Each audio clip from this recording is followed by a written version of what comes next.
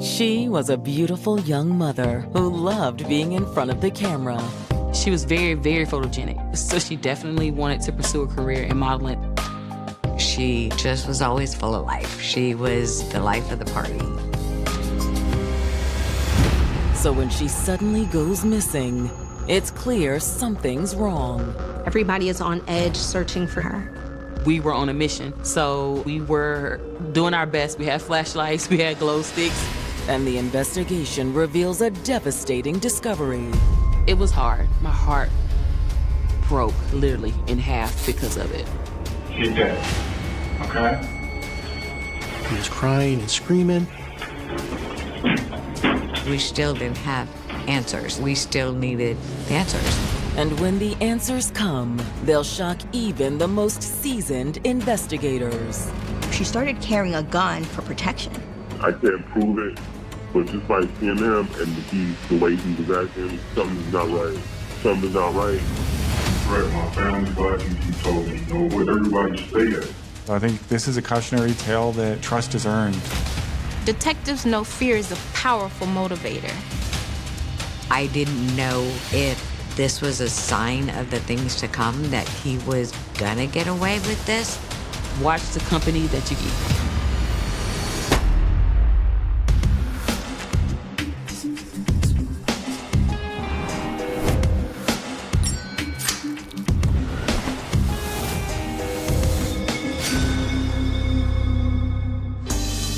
March 30th, 2014. It's a Saturday afternoon in Gwinnett County, Georgia, a suburb just 30 miles outside the heart of Atlanta. People from all over the world come here who are seeking work or employment in and around the Atlanta area. There's several colleges, there's industry, technology going on here. For most, today is a day of respite. But for Celia Owens, her weekend has been anything but relaxing. On Friday evening, Celia agreed to watch the 3-year-old daughter of her friend, Angela Rabate, while Angela was at work. But Angela never returned to pick up her daughter. And listen, I'm starting to get really worried. Please, call me back. She hadn't heard from her, and all of Celia's calls were going straight to voicemail. Celia starts reaching out to Angela's mother, who lives in Las Vegas.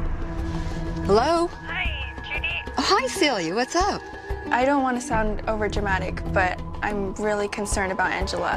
When Celia called me and told me that Angie had not been there to pick up Shay, there was reason to be concerned because she would not have left her daughter without it being known that she wasn't coming back that night. It was so out of the ordinary for her to do that, so it immediately raised red flags. I need you to go to the police, okay? I'm gonna get the next flight out, and I'll call you as soon as I land, all right? Something was really wrong, like something was wrong. Known for her beauty and spirited personality, 26-year-old Angela Rabate had the charm and fire to take the world head on. Angie just was always full of life. She was smiles galore, active, energetic, fun-loving, just wanted to be the life of the party. Angela was a ball of everything. Like, she was funny. Like, that's what kind of gravitated me towards her. She was always joking, just a fun person to be around. Angela's good looks and magnetic personality landed her several modeling gigs throughout her 20s. People gravitated towards Angela. So, like, she did a couple of modeling gigs. She did a lot of print model for magazines. She was very, very photogenic, so yeah, she definitely wanted to pursue a career in modeling. She hoped a career in modeling would allow her to travel the world. She just wanted to have fun and enjoy life. She just wanted to see everything. She loved going to Miami. She loved going to New York. She just wanted to travel. But more than anything else, Angela's greatest love in life was her daughter. She's an amazing mom. She showered her with love and wanted her daughter to, have the best upbringing. She wanted the world for her daughter. Everything was about baby Shay. However, as much as Angela hoped for a traditional family unit, her relationship with Shay's father wasn't working out. When I met Angie, she was with her daughter's father, Brian Dunn, and they were kind of like in a rocky spot. I think he didn't like her line of work. Eventually, they decided to part ways, but they remained in close contact for the sake of their daughter. When Angela and Brian broke up, it was messy at first. She was really hurt by it because she didn't want to be a single parent and she didn't want to not be with him because she actually loved him. And it took a lot of them, talking and getting past the anger for them to be on a better understanding. As Angela was trying to move on from the heartbreak, she was met with a blast from the past. On February 2014, someone she knew from back in the day walked back in her life. That was 29-year-old Charles Outlaw. They grew up very close as teenagers, but as they grew up as adults, they lost touch. Charles and Angela found each other on social media and reconnected. Wow. Where you been, girl? Oh my God, it's just been so long. It was almost like no time had passed at all, and they picked right back up where they left off. Come get a drink with me tonight. Tonight? Yeah. Angie was a beautiful young lady. It was easy to have a crush on her. She was stunning, and she used to tell me, Mom, remember, he always had a crush on me. He still really likes me. Even though Angela wasn't ready for another relationship, she still enjoyed Charles' company. Angie did not have a car at the time, so Charles would take her, go get her nails done, go get her hair done. She sent me a picture of some shoes that he had bought Shay without her even asking him to do it. So he would do those little things that kind of win her over. Angela looked at him as somebody she could really depend on, and she was really grateful for that. But 1 month later, Angela Rabate has disappeared into thin air. She hasn't returned to pick up her daughter after leaving her with a friend. It immediately raised red flags. Something was really wrong. As Angela's mother catches the next flight from Las Vegas, Angela's friend Celia heads to the Gwinnett County Police Department to report her missing. So when's the last time you heard from her? Not since Friday night when she dropped off her daughter. It was around 11 p.m. Where was she going? She was working an event. Celia doesn't have many details, but she does know the venue was a ritzy home in Smyrna, about 10 miles outside of Atlanta. Celia says Angela was working the party as an exotic dancer. Angela had recently picked up dancing as a way to provide for her daughter. She would make hundreds, in fact, thousands in one night. She performed under the stage name Climax and made a name for herself. Any job where you're working at night in the city in the entertainment industry can be extremely dangerous. She was getting so much attention because of her beauty and her skill set that she started carrying a gun for protection. Being a dancer in Atlanta, you're constantly coming into contact with people who are out and about for nefarious reasons. Did her profession put her in danger that night? In March of 2014, 26-year-old Angela Rabate was reconnecting with old friends after weathering a difficult breakup with the father of her daughter. Angela began spending a lot of time with an old friend from high school named Charles Outlaw. They started hanging, not tight, but he still was trying to kind of get into the mix. He liked her. Angela had also picked up a lucrative career as a dancer to help provide for her daughter. She was working as an exotic dancer, and she was damn good at it. She would dance at high-end events around Atlanta. One night could net her thousands of dollars. But now Angela has mysteriously disappeared after going to work at one of those high-end events. Detectives start to wonder if maybe one of her adoring fans could have gone too far and maybe assaulted Angela or kidnapped her even. She always has her handgun on her when she's working. She knows how sketchy some guys are out there. Do you know any of the other girls she works with? I know Coco. I can give you her number. That would be helpful. Here. Just write it down there for us. After wrapping up their interview with Celia, investigators get in touch with Angela's coworker, Coco Shaw. I spoke with Coco Shaw over the phone, who told me that she had been at the party with Angela that night. So it kind of just go over for me what all happened that night that you know of. Like from the beginning, or? Yeah, please. Okay, well, we were booked for a party Friday. We went there when we started the party and everything. It pretty much went good. Coco says by the end of the night, Angela was starting to lose steam. The group continued to party, but Coco tells detectives that Angela had a few drinks and needed to lay down. Hey, hon. You doing all right? Yeah. Yeah, I'm just exhausted. It's been a long night. I asked her did she need a ride home, but she said she lived in Gwinnett, and she said that some guy was coming from Gwinnett to come get her. Coco Shaw told me that Angela was in a good mood, that she was laughing, that she was talking to the person on the phone and giving him directions. Around 5:30 a.m., Angela's ride arrived.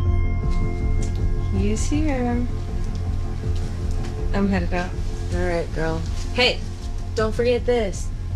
Of course not. Coco tells investigators that when Angela left that night, she had a lot of cash on her, roughly about $2,000. And she also had a money counter. That money counter, she took it with her everywhere because she, in her line of work, she wanted to make sure she had her money. She was acting normal. She was like happy. She was just ready to go home. She was tired. See ya. Bye.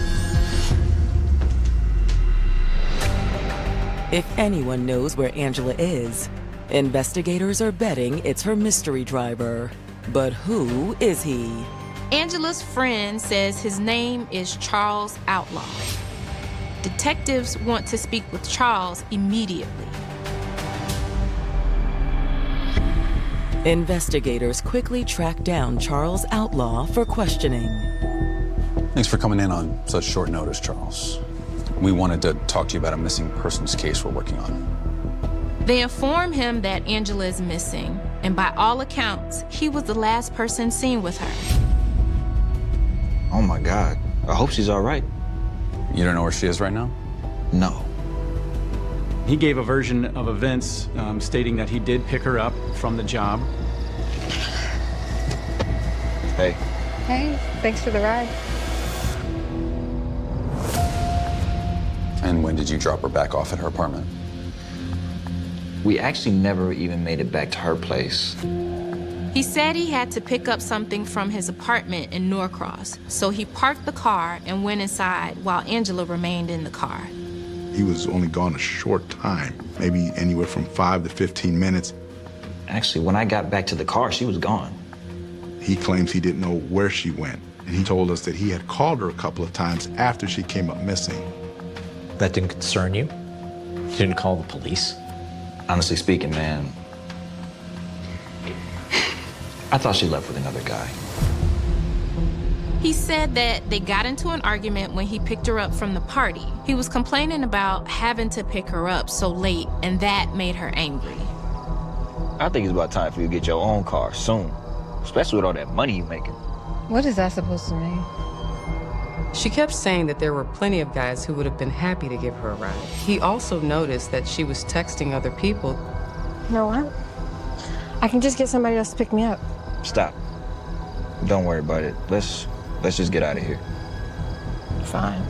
First, I'm gonna have to make a pit stop before we get to your place. But when detectives ask Charles what he was grabbing so late in the night, he hesitates. What did you need to pick up in Norcross? I went to go pick up some weed. Charles reluctantly tells police that he's a small-time drug dealer and he had to pick up some marijuana to drop off for a buyer on the way back. Not only that, but Charles is currently on parole. He was previously incarcerated on drug charges, so this is not a good look. Look, I don't want to get in trouble.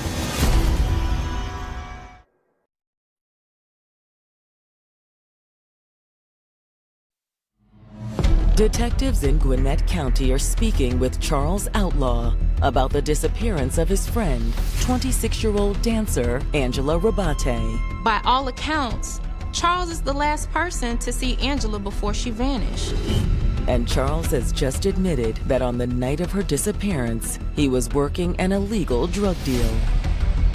Charles reluctantly tells police that he's a small-time drug dealer and he had to pick up some marijuana to drop off for a buyer on the way back to Angela's home.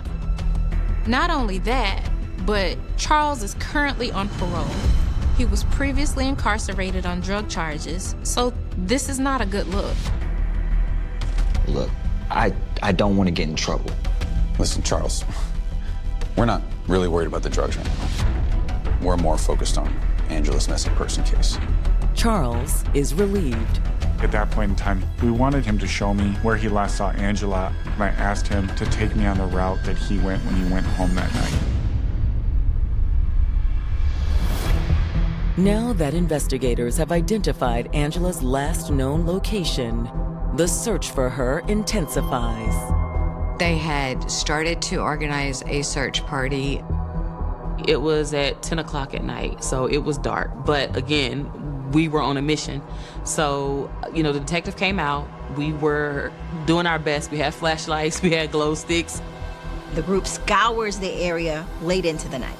Sadly, they came up empty-handed. I told everyone, listen, let's plan on getting back here tomorrow around 11 a.m. where we can use the daylight. One person has been noticeably absent from the search. Angela's ex, Brian Dunn. Someone else reached out for him and told him that she was missing. And he didn't have a car, so he was just like, okay, and then by day 2, he was there.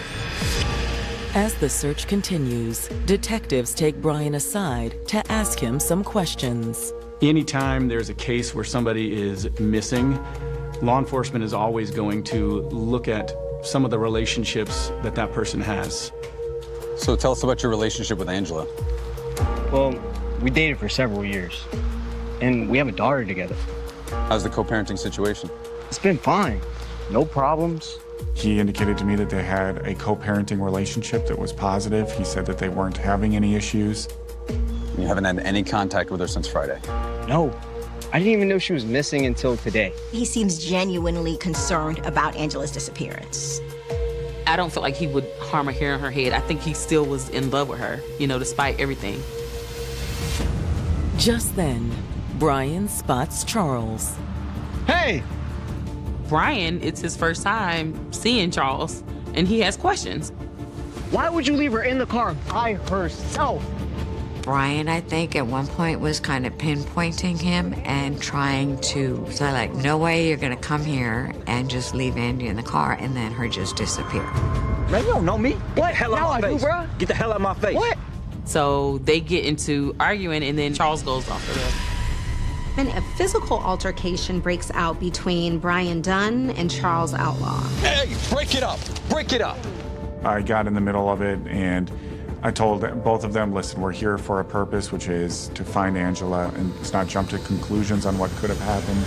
But as officers attempt to part the two men and restrain them, Charles does something unexpected. He reached one of his hands into her pocket, pulled out what I later found out to be cocaine, and tried to throw the cocaine away. What the hell's going on over here? Between his earlier admission about the illegal drug dealing and being caught red-handed with cocaine, police couldn't let this slide. I think at that point in time, he realized that he was going to go to jail. He tried to run.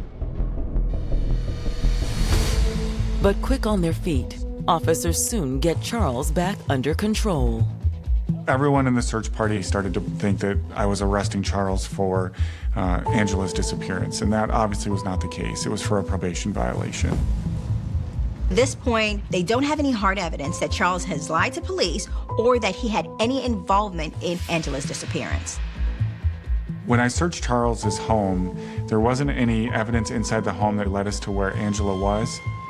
For all they know, she could be somewhere out there alive and well. But as several more days pass without any sign of Angela, concern continues to mount. Now, if she was still safe and alive, why wouldn't she have turned up by now? Detectives are becoming increasingly suspicious that something terrible might have happened to Angela. And on April 3rd, 6 days after Angela was last seen, the call comes into Gwinnett PD that everyone's been dreading. Flynn? They found the body. All right, we'll be right there. It was no longer a missing person. This was going to be a homicide investigation.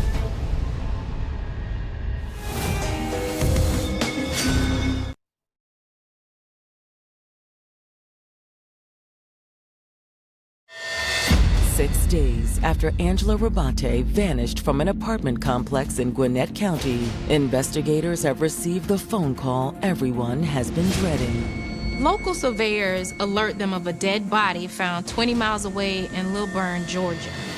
Yep, we'll be right there. She's right over there. The location is on an industrial road that has nothing but businesses. And that particular area was about a 2-acre size lot of nothing but woods. When investigators see the body, there's no doubt about it. This is Angela. I had seen so many pictures of her that it was very evident that it was her immediately. We knew that this was going to be a homicide investigation, and it was no longer a missing person. It's also clear Angela's death was no accident. There was a gunshot wound to the back left side of her head. This was a cold-blooded act of execution. There was other clothing items, some shoes, boots, makeup bag, and a few personal items that were laying around that area. The money counter that she had been seen with when she left was missing, as was the money that she had. When the tragic news reaches Angela's loved ones, they're devastated. Unfortunately, I had to give Angela's mom the news that it was Angela, that we had found her. I got the phone call, and I was just numb. It was done. It was over. And my baby was gone. My heart broke literally in half because of it. It just sucks that somebody just take her life like that. She was so young.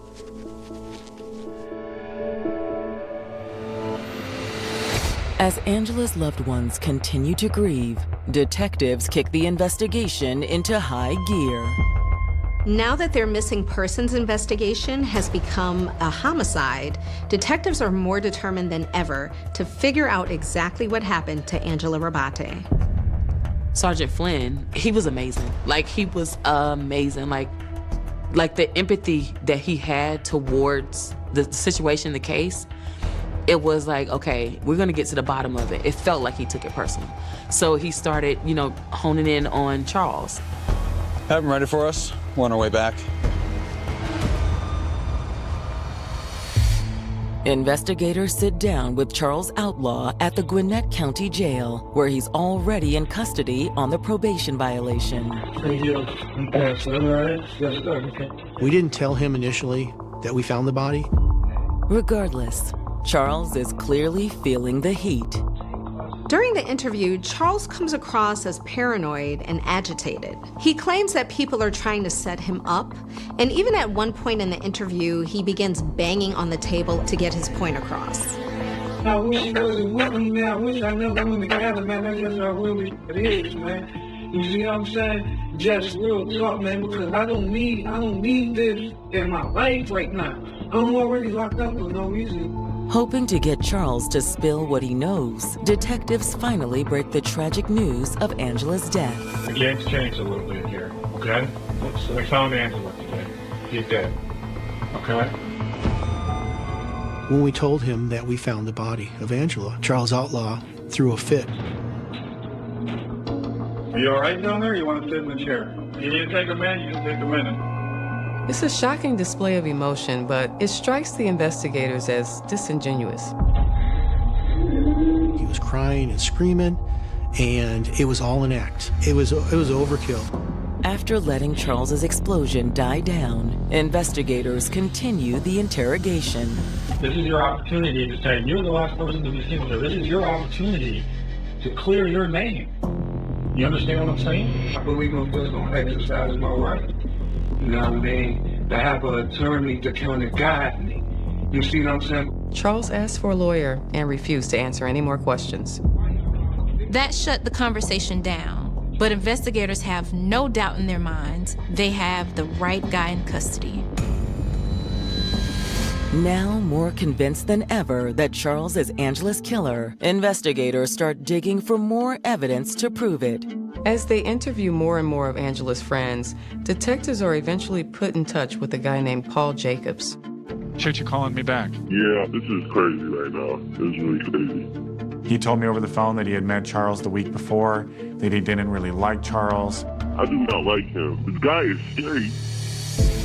Paul says on March 30th, the day after Angela went missing, he came face to face with Charles that afternoon. He had been at a car wash the day after Angela disappeared, and while he was there, he immediately recognized Charles Outlaw. He would look like he had just struck oil on Sunday. Oh, like he had gone out and bought a bunch of new clothes? Yeah. According to Paul, Charles was acting incredibly odd. Paul noticed that Charles was detailing every part of his car. This guy, he was uneasy. He was honestly looking around. He wouldn't sit down for nothing for like 45 minutes. They were detailing the hell out of this car. They were doing everything.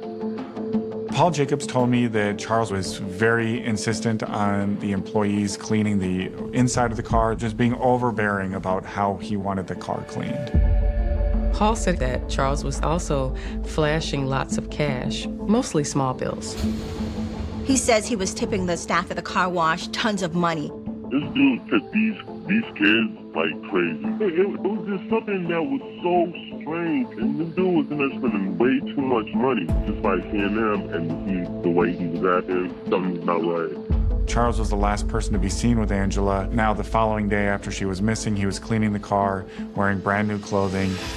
They also have to wonder if the cash he was throwing around could have been Angela's tips from the party on Friday night. Those were all, red flags for us. Okay, there's something going on here. All right, thank you. All right. All right, bye-bye.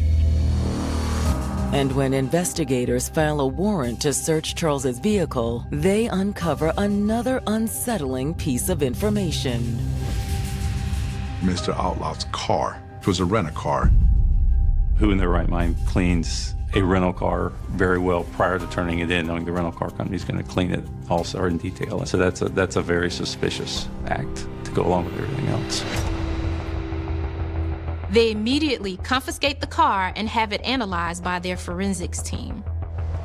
This was the same car that we knew that he had driven Angela in the night that she went missing.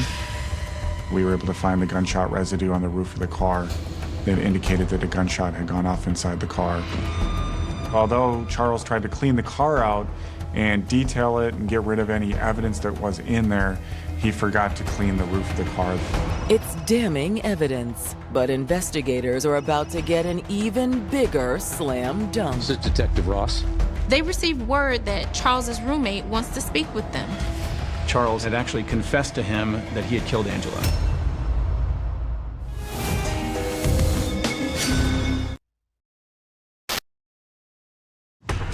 Gwinnett County detectives have zeroed in on Charles Outlaw as the prime suspect in Angela Rabate's murder. The evidence against him is just piling up at this point. Not only was he the last person to be with Angela before she disappeared, but he was also seen getting his car detailed the day after she went missing. And police found gun residue on the roof of that same vehicle. But investigators are about to get another slam dunk. This is Detective Ross. They received word that Charles's roommate wants to speak with them. You kidding me? Charles had actually confessed to him that he had killed Angela. When detectives sit down with Charles's roommate, Willie Daniels, he doesn't hold back. So it's real serious. Willie tells the police that on the night Angela went missing, Charles Outlaw woke him up in the early morning hours to make a confession. Hey, wake up. He was kind of pain, it looked like there's something like wrong or something like seriously wrong, something ain't right at all. What's going on? Charles Outlaw told him that he'd had a struggle with Angela, that she had a gun. His exact words was, "Him and a whole girl ain't got into it about something. It was argument.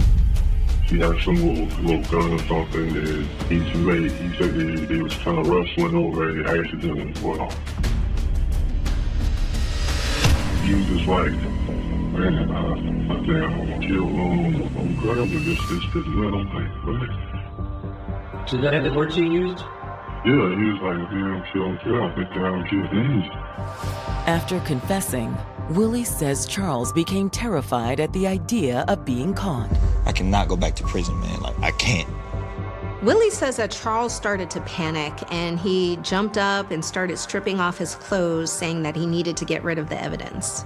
And he was just like, "Man, you know, I gotta take my clothes, I just want my clothes." And he started talking about, he's in the daze, you know, he don't know what's going on. So he's real panicking. He's talking to me like, "Man, I don't know what I'm doing." Willie says that's when Charles turned on him. You got my back, right? Yeah, I got your back. He threatened Willie that he would have some sort of harm done to him or his family were he to tell law enforcement what Charles Outlaw had confessed to him. He's trying to tell me, like, "Man, don't say nothing to nobody, man." Like I told you, he threatened my family. He told me he knows my baby mother, he know where everybody stay at. Detectives eventually confront Willie and ask if he helped Charles get rid of the body or the murder weapon, but he denies it. He confronted, like, "All that I just told you, that's what he got off his chest." After that, I didn't go digging, like, "Hey, so what did you do with this? What did you do with that?" So I was just kind of like, me just knowing that was just enough. He didn't ask for your help? He didn't ask for my help or nothing. Willie says he wished he had come forward earlier, but he was afraid of what Charles might do to his family. With Charles now incarcerated on the drug charges, Willie felt safer giving a statement to police. And with Willie's statement in tow, investigators believe they have everything they need to charge Charles with Angela's murder. At this point, Charles Outlaw was then arrested at the jail for the murder of Angela Rabate.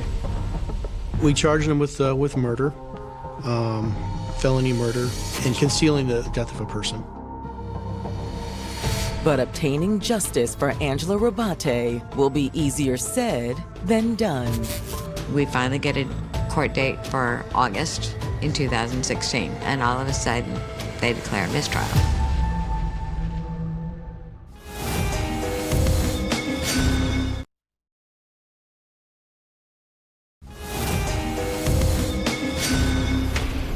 In the spring of 2016, Gwinnett County Police have finally charged Charles Outlaw for the murder of 26-year-old single mother Angela Rabate. I can remember the phone call like it was yesterday when I finally got the call saying that they were charging him. And we were actually on a car trip going to California, and we just pulled over the car and screamed for joy. On August 15th, 2016, Charles's murder trial begins.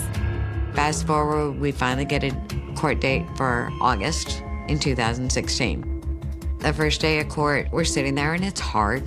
It's hard seeing him in court. It's hard knowing that we're about to relive our worst nightmare through all of this. He came into trial, you know, with the glasses on and, you know, very postured. He had no one.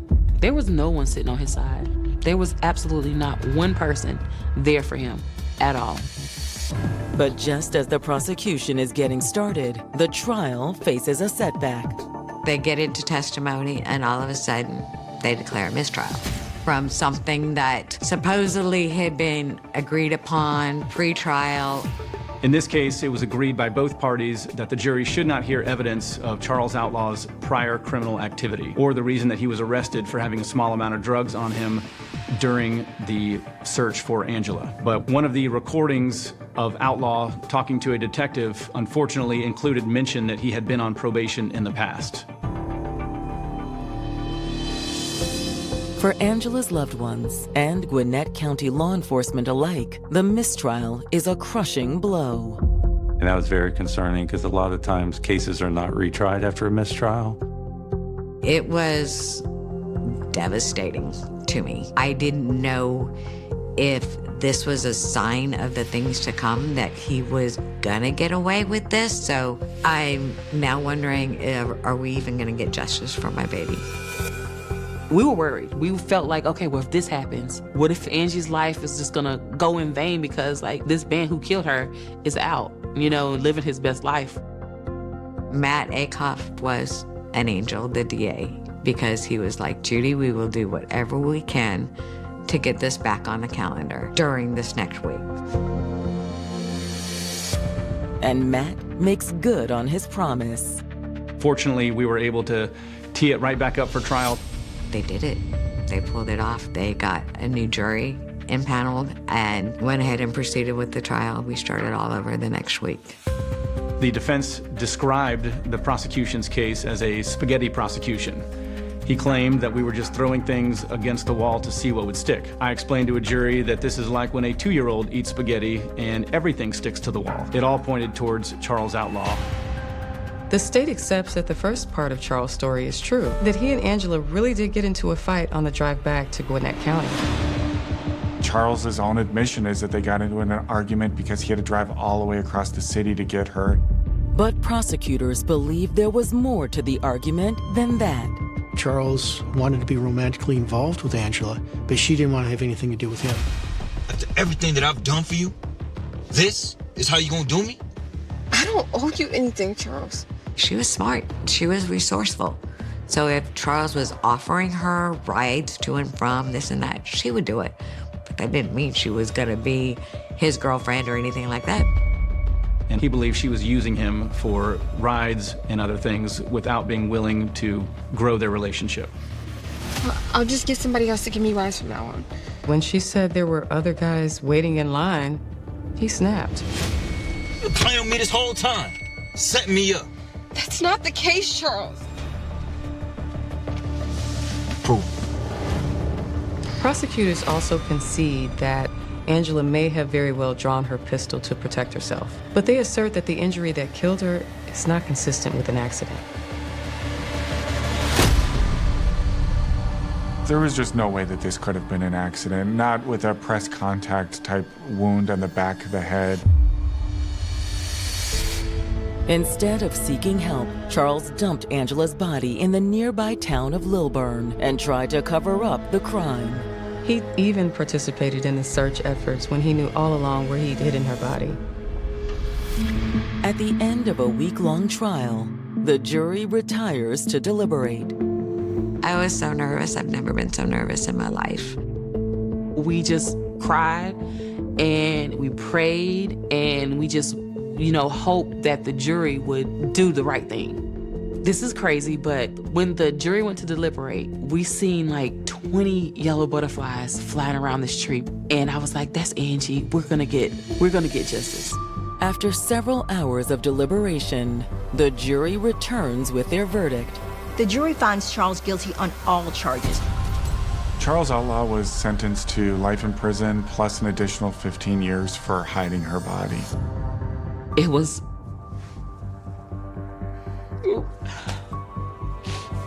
what we needed. It was what we needed. We got our justice. I was thankful that we were able to give Angie the justice that she deserved, and for him to be given life without the possibility of parole. Plus 15 years. That was like icing on the cake. Yet even with the case finally closed, the pain of losing Angela still lingers on for her loved ones. Angie was on the verge of getting what she wanted in life, of going for her goals and actually accomplishing them. That she was so close. I feel like it was a fatal attraction. Charles was infatuated with Angie. When he realized that those feelings weren't reciprocated, he didn't feel valued as a man, and this is what caused him to do that. As human beings, I think we are inclined to trust people and put our trust into those people that we feel comfortable with. But Charles was not someone that Angela could trust. So I think this is a cautionary tale that trust is earned. The takeaway from this is watch the company that you keep. The world lost a beautiful light. Someone that would lift you up. She did for me. She was my rock. She was my comfort. And she was the sunshine and the brightness that I don't see anymore. I want people to know that she was a great mother. She wasn't what her job defined her as. She was doing this for her daughter so she could provide for her child. Angela was amazing. On the afternoon of October 3rd, Sill 1984, 9-year-old Christine Jessup left her family's home in Queensville, Ontario, to walk to a nearby convenience store. She was expected to return home shortly, but when she did not, her family became concerned. What initially appeared to be a child who was simply running late quickly developed into one of Canada's most significant missing child investigations. Local police responded rapidly after Christine was reported missing. Officers searched the surrounding roads, fields, wooded areas, and nearby properties, while volunteers from the community joined the effort. Friends, neighbors, firefighters, and other emergency personnel participated in an extensive search that continued through the evening and into the following days. Public appeals encouraged anyone who might have seen Christine or observed unusual activity in the area to contact investigators. As the search expanded, investigators began documenting Christine's known movements on the day she disappeared. They interviewed family members, classmates, neighbors, store employees, and motorists who had traveled through the area. Detectives carefully established a timeline using witness statements and available physical evidence. Although numerous tips were received, no immediate lead explained what had happened after Christine left home. On October 31st, Sill 1984, nearly 4 weeks after her disappearance, Christine's body was discovered in a wooded area near Sunderland, Ontario, approximately 50 kilometers from her home. The discovery transformed the investigation from a missing person search into a homicide investigation. Crime scene specialists documented the location, collected physical evidence, photographed the scene, and preserved biological material using the forensic procedures available at the time. Those preservation efforts would later become critically important, although investigators could not yet know how significantly forensic science would evolve over the following decades. The investigation rapidly became one of the largest homicide inquiries in Ontario. Detectives from multiple units coordinated interviews, examined physical evidence, reviewed vehicle sightings, and followed hundreds of public tips. Investigators reconstructed Christine's final known movements while exploring numerous possible leads. Every reported sighting, unusual vehicle, or suspicious encounter was assessed to determine whether it could assist in identifying the person responsible. The case attracted extensive media attention throughout Canada. Newspapers, radio broadcasts, and television reports kept the public informed about the investigation and encouraged additional witnesses to come forward. As often occurs in major investigations, the volume of information available to police increased dramatically. Detectives were required to distinguish reliable evidence from speculation while maintaining the integrity of the investigation. From today's perspective, the early stages of the Jessup investigation also illustrate the limitations of forensic science in 1984. DNA profiling had not yet become available for criminal investigations. Investigators relied on crime scene examination, witness interviews, trace evidence analysis, fingerprints where available, and other established forensic techniques. Even so, they carefully preserved biological evidence according to professional standards, a decision that would eventually prove essential decades later. The disappearance and death of Christine Jessup profoundly affected communities across Ontario. Beyond the immediate investigation, the case prompted discussions about child safety, missing person response procedures, and investigative coordination. Although investigators worked continuously to identify the offender, the evidence available during the initial stages did not immediately reveal who was responsible. The investigation would continue for many years, eventually becoming one of the most significant criminal cases in Canadian legal history, not only because of the eventual identification of the offender through advances in DNA science, but also because it exposed important lessons about wrongful convictions, evidence preservation, and the evolution of forensic investigation.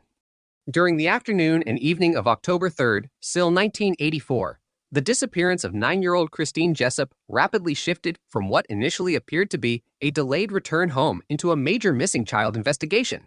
According to the public record, Christine had left her family's residence in Queensville, Ontario, intending to walk to a nearby convenience store. When she failed to return within the expected time, members of her family became increasingly concerned. After efforts to locate her independently proved unsuccessful, police were notified, and officers began treating the situation as an active missing person case. The first priority for investigators was to determine Christine's confirmed movements. Officers interviewed family members to establish the timeline of the day, including when she had left the house, what she had been wearing, where she intended to go, and whether she had mentioned meeting anyone. Detectives also sought to identify the last verified sighting of Christine and determine whether anyone had observed her walking along the route to the store or returning home. These early interviews formed the foundation of the investigation and were carefully documented for later comparison as additional information became available. Local police immediately began searching the area surrounding Christine's home. Officers examined roadsides, nearby fields, wooded areas, drainage ditches, and properties along the route she was believed to have taken. Search efforts expanded quickly as firefighters, volunteers, and other emergency personnel joined the operation. Community members organized coordinated searches of accessible land, while police maintained responsibility for directing investigative activities and documenting locations that had already been examined. As daylight faded, search teams continued working under increasingly difficult conditions, using flashlights and vehicles to cover as much ground as possible. Because missing child investigations require rapid action, investigators also began checking locations beyond the immediate neighborhood. Officers contacted nearby police services, distributed descriptions of Christine and her clothing, and asked patrol units to remain alert for possible sightings.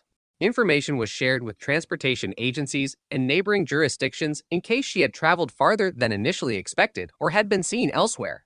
Although no confirmed sightings emerged during these early hours, the process of notifying surrounding agencies reflected standard investigative practice in serious missing person cases. Witness identification became another important priority. Detectives canvassed homes and businesses near Christine's expected route, asking residents whether they had seen a young girl matching her description or noticed unusual activity during the afternoon. Employees at the convenience store were interviewed to determine whether Christine had arrived there that day or whether anyone recalled seeing her nearby. Investigators also spoke with motorists, delivery drivers, and individuals working outdoors who might have been in a position to observe events along local roads. Each statement was recorded and later compared with others to establish a reliable sequence of events. As public awareness increased, police established procedures for receiving information from the community. Telephone lines were made available for tips, and investigators encouraged anyone with potentially relevant observations to come forward. In high-profile investigations, the volume of information often increases rapidly, requiring detectives to assess each report carefully before determining whether additional investigative work is warranted. While many tips ultimately prove unrelated, investigators generally evaluate them systematically because even apparently minor observations can become significant when considered alongside other evidence. The search also involved examination of physical locations that might provide evidence of Christine's movements. Investigators looked for personal belongings, signs of disturbance, footprints, tire impressions, or other trace evidence that could indicate where she had traveled or whether another person had been involved. Crime scene documentation principles required officers to preserve any potentially significant evidence while recording its location and condition. Even if no immediate conclusions could be drawn, preserving physical evidence ensured that it would remain available for future forensic examination. Throughout the initial stages of the investigation, detectives worked to distinguish verified facts from assumptions. Establishing an accurate timeline depended upon confirming witness observations rather than relying on speculation. Investigators therefore sought corroboration wherever possible, comparing independent accounts to identify points of agreement and inconsistencies requiring further inquiry. This careful approach reflected the importance of maintaining objectivity during rapidly developing investigations. Media organizations soon began reporting on the disappearance, broadcasting descriptions of Christine, and appealing for public assistance. These reports expanded public awareness throughout Ontario and generated additional calls from individuals who believed they might have relevant information. Police balanced the need to inform the public with the need to protect investigative integrity, releasing information considered necessary to encourage witnesses while withholding details that might later assist in evaluating the credibility of statements or confessions. As the search continued over subsequent days, investigators broadened both the geographic scope and the investigative strategies employed. Search teams revisited locations under different lighting and weather conditions, recognizing that visibility and environmental factors could influence what might be discovered. Specialized personnel and equipment were incorporated as resources became available, and investigators continued reviewing incoming information for new leads. The absence of confirmed sightings after Christine's disappearance increased concern among investigators, who recognized that prolonged missing child cases require sustained coordination across multiple investigative functions. The investigation also reflected the forensic capabilities available in 1984. Crime scene specialists documented physical evidence through photography, sketches, measurements, and written reports. Trace evidence, such as fibers, hairs, soil, and biological material, was collected where appropriate and preserved according to established laboratory procedures. Although forensic DNA profiling had not yet entered routine criminal investigation, evidence preservation remained a professional priority because investigators understood that scientific techniques continued to evolve.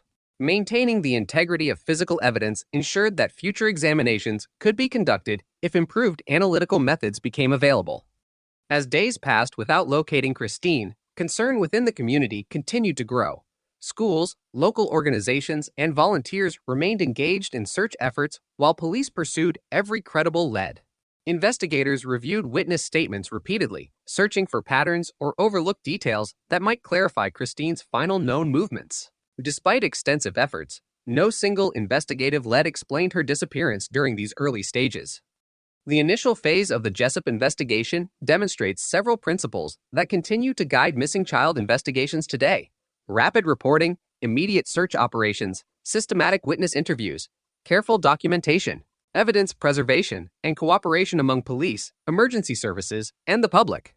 Although the investigation would later become notable for developments occurring many years afterward, its earliest days were characterized by methodical police work carried out under considerable public attention and uncertainty. Those first investigative steps established the documentary and forensic record that would remain central to the case as it continued through subsequent decades.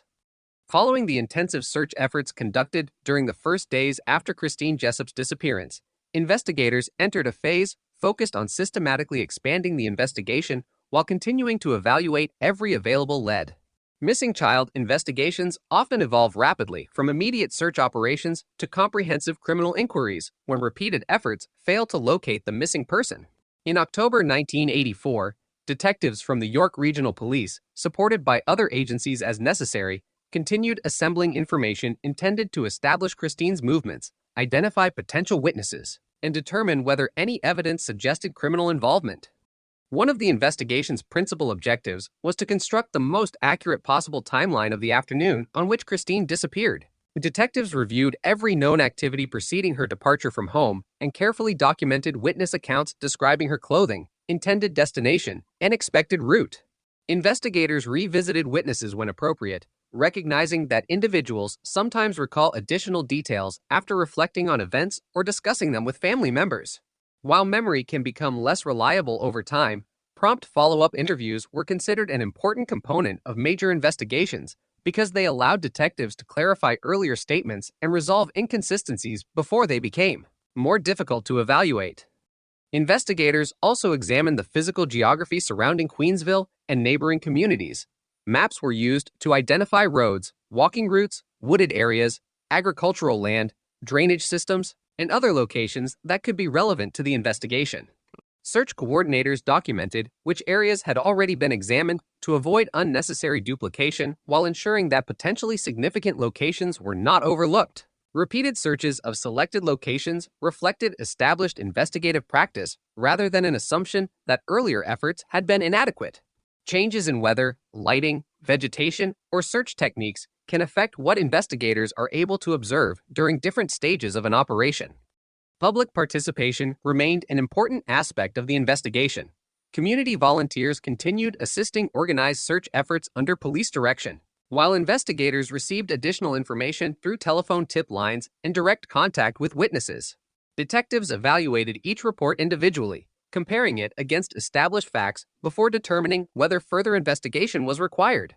In large investigations, many reported sightings ultimately prove unrelated, but investigators generally document and assess them because apparently insignificant observations may later assume importance when considered alongside new evidence. Media coverage expanded as newspapers, radio stations, and television broadcasters reported on the continuing search. Official police statements emphasized verified information regarding Christine's disappearance, while encouraging anyone with relevant knowledge to contact investigators.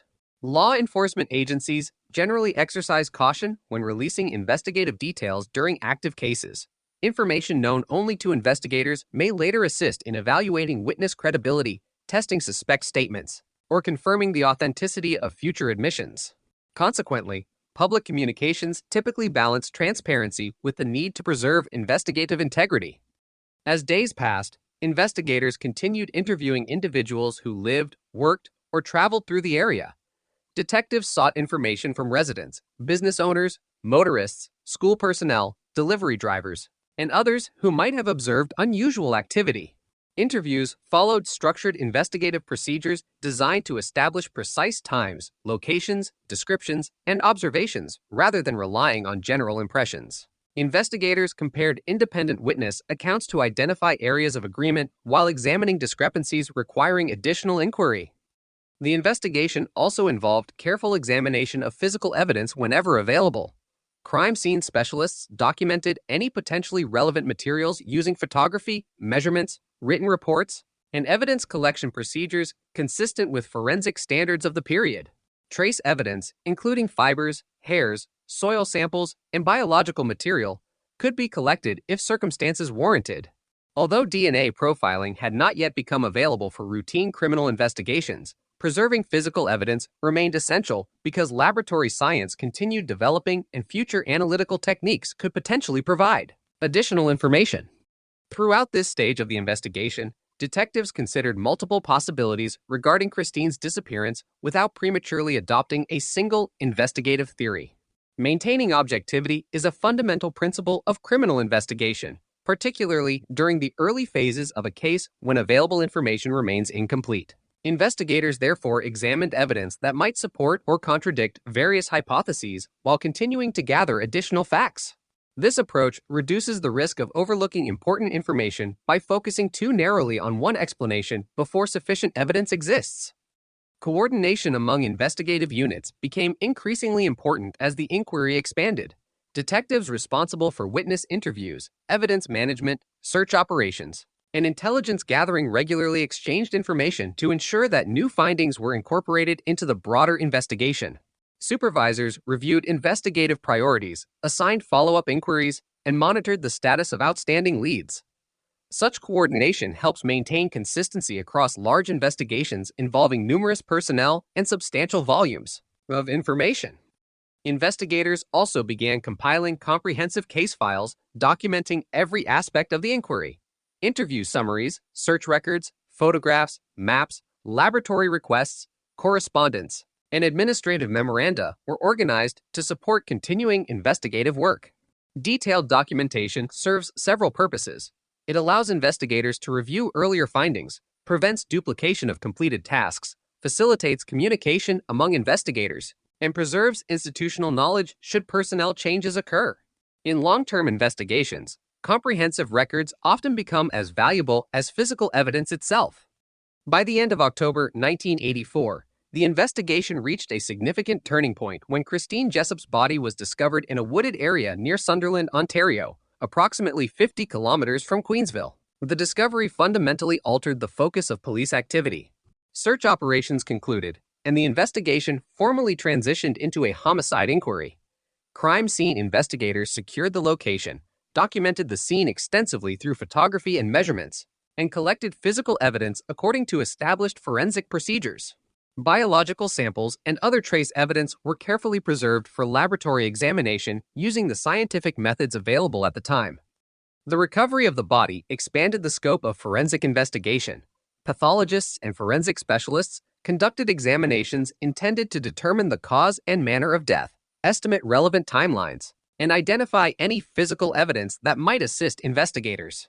Laboratory analyses available in 1984 included examinations of trace materials, serological testing, hair and fiber comparisons, and other forensic techniques then considered standard practice. Although these methods lacked the individualizing power later provided by DNA profiling, they remained important investigative tools capable of generating leads and excluding certain possibilities. The discovery also intensified public interest in the investigation. media coverage shifted from reporting on a missing child search to documenting an active homicide investigation. Police continued requesting assistance from the public while emphasizing the importance of providing factual information rather than speculation. Investigators understood that public attention could generate valuable leads but could also produce rumors requiring careful verification. Maintaining investigative objectivity remained essential as the inquiry entered its next phase. From a historical perspective, the early investigation illustrates both the strengths and limitations of criminal investigation during the mid-1980s. Detectives employed systematic search methods, comprehensive witness interviews, careful evidence preservation, and multidisciplinary forensic examination using the best techniques then available. At the same time, important scientific developments, most notably forensic DNA profiling, had not yet entered routine investigative practice. Nevertheless, the decision to preserve biological evidence according to professional standards would later prove critical, allowing future investigators to apply technologies that were still years away from practical use when the investigation first began. Following the discovery of Christine Jessup's body on October 31st, 1984, the investigation entered a more complex and resource-intensive stage. What had begun as a missing child search became a homicide investigation requiring the coordinated efforts of detectives, forensic specialists, pathologists, prosecutors, and laboratory personnel. Investigators sought to answer several fundamental questions: how the crime had occurred, whether the location where the body was found was the primary crime scene or a secondary deposition site, whether physical evidence could identify the offender, and whether witness information could establish movements associated with the crime. Each question required careful analysis based on available evidence rather than assumption. The wooded location where Christine's body was discovered was immediately secured to preserve the integrity of the scene. Crime scene investigators documented the area through extensive photography, measurements, sketches, and written observations before evidence was collected. Maintaining an accurate record of the scene's condition was considered essential because every subsequent forensic examination depended upon understanding where and how evidence had originally been located. Investigators recorded environmental conditions, terrain features, vegetation, access routes, and the position of physical evidence. This documentation allowed forensic specialists and later investigators to reconstruct the scene even after it had been released. One important consideration involved determining whether the location represented the place where the crime occurred or whether the body had been transported there after death. Investigators examined the surrounding area for signs of disturbance, vehicle access, footprints, tire impressions, and trace evidence that might clarify how the site had been used. They also evaluated whether environmental conditions had altered or degraded physical evidence during the weeks between Christine's disappearance and the discovery of her body. Such assessments are standard components of homicide investigations because they influence both forensic interpretation and investigative strategy. The postmortem examination conducted by forensic pathologists formed another central element of the investigation. Pathologists documented injuries, collected biological samples, and recorded medical findings relevant to determining the cause and manner of death. Additional samples were preserved for laboratory testing according to the forensic standards of the period. Although the scientific techniques available in 1984 differed substantially from those used today, investigators recognized the importance of preserving biological evidence carefully in case future examinations became necessary. This practice reflected established forensic principles, emphasizing preservation even when immediate analytical capabilities were limited. Laboratory scientists simultaneously examined trace evidence recovered from the scene and during the postmortem examination. Depending on the nature of available material, analyses could include hair comparison, fiber examination, soil analysis, serological testing, and microscopic evaluation of trace materials.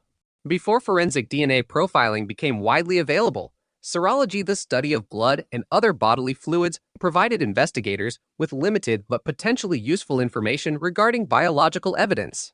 While these methods generally could not identify a specific individual with the precision of later DNA analysis, they sometimes assisted investigators by excluding certain possibilities or identifying characteristics relevant to the investigation.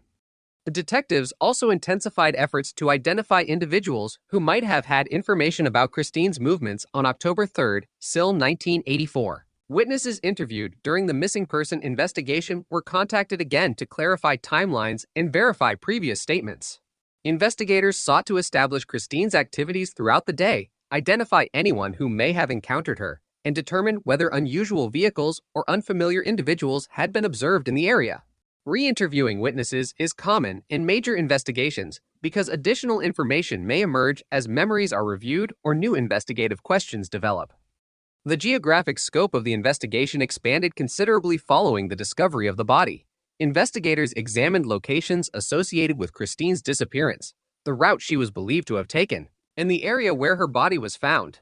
They also considered transportation routes connecting these locations and reviewed reports from neighboring jurisdictions for information that might indicate related criminal activity. Although each lead required independent verification, detectives recognized that understanding geographic relationships could assist in reconstructing the sequence of events. Case management became increasingly important as the volume of information grew. Large homicide investigations often generate thousands of pages of reports, numerous witness statements, physical exhibits, photographs, laboratory records, and investigative memoranda. Supervisors established procedures for organizing this information so that investigators could retrieve documents efficiently, monitor outstanding tasks, and compare evidence obtained from different sources. Effective case management reduces the likelihood that significant information will be overlooked as investigations become more complex. Investigators remained cautious when evaluating witness information. Human memory can be affected by the passage of time, media coverage, and discussions with others. Consequently, detectives attempted to corroborate witness accounts through independent evidence whenever possible. Physical evidence, documented timelines, and multiple consistent observations generally provided stronger support than isolated recollections. This methodical approach reflected accepted investigative practice aimed at minimizing the influence of speculation or inaccurate recollection. Public appeals for information continued throughout the investigation. Police encouraged anyone possessing relevant information, regardless of how insignificant it might appear, to contact investigators. Community cooperation remained important because individuals sometimes recall observations only after hearing additional information released during an investigation. At the same time, detectives carefully evaluated each tip before assigning investigative resources, recognizing that high-profile cases often generate large numbers of reports that ultimately prove unrelated. As the investigation progressed, detectives examined whether the available evidence suggested connections to other offenses or known individuals. Such comparisons required careful analysis and objective evaluation.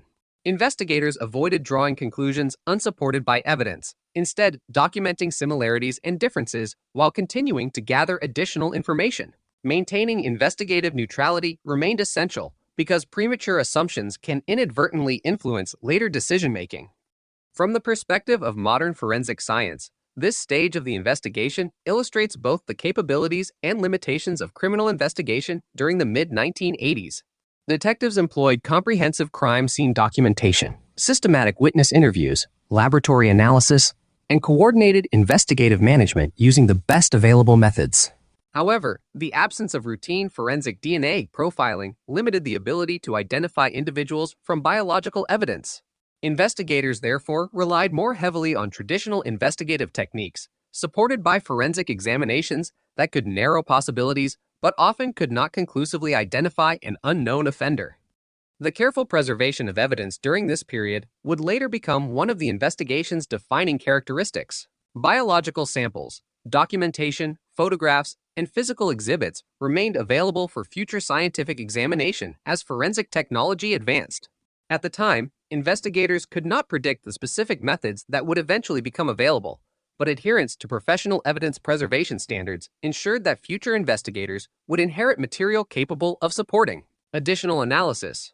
This commitment to thorough documentation and preservation represents one of the lasting lessons of the early Jessup investigation and continues to inform contemporary homicide investigations where the possibility of future scientific advances remains an important consideration.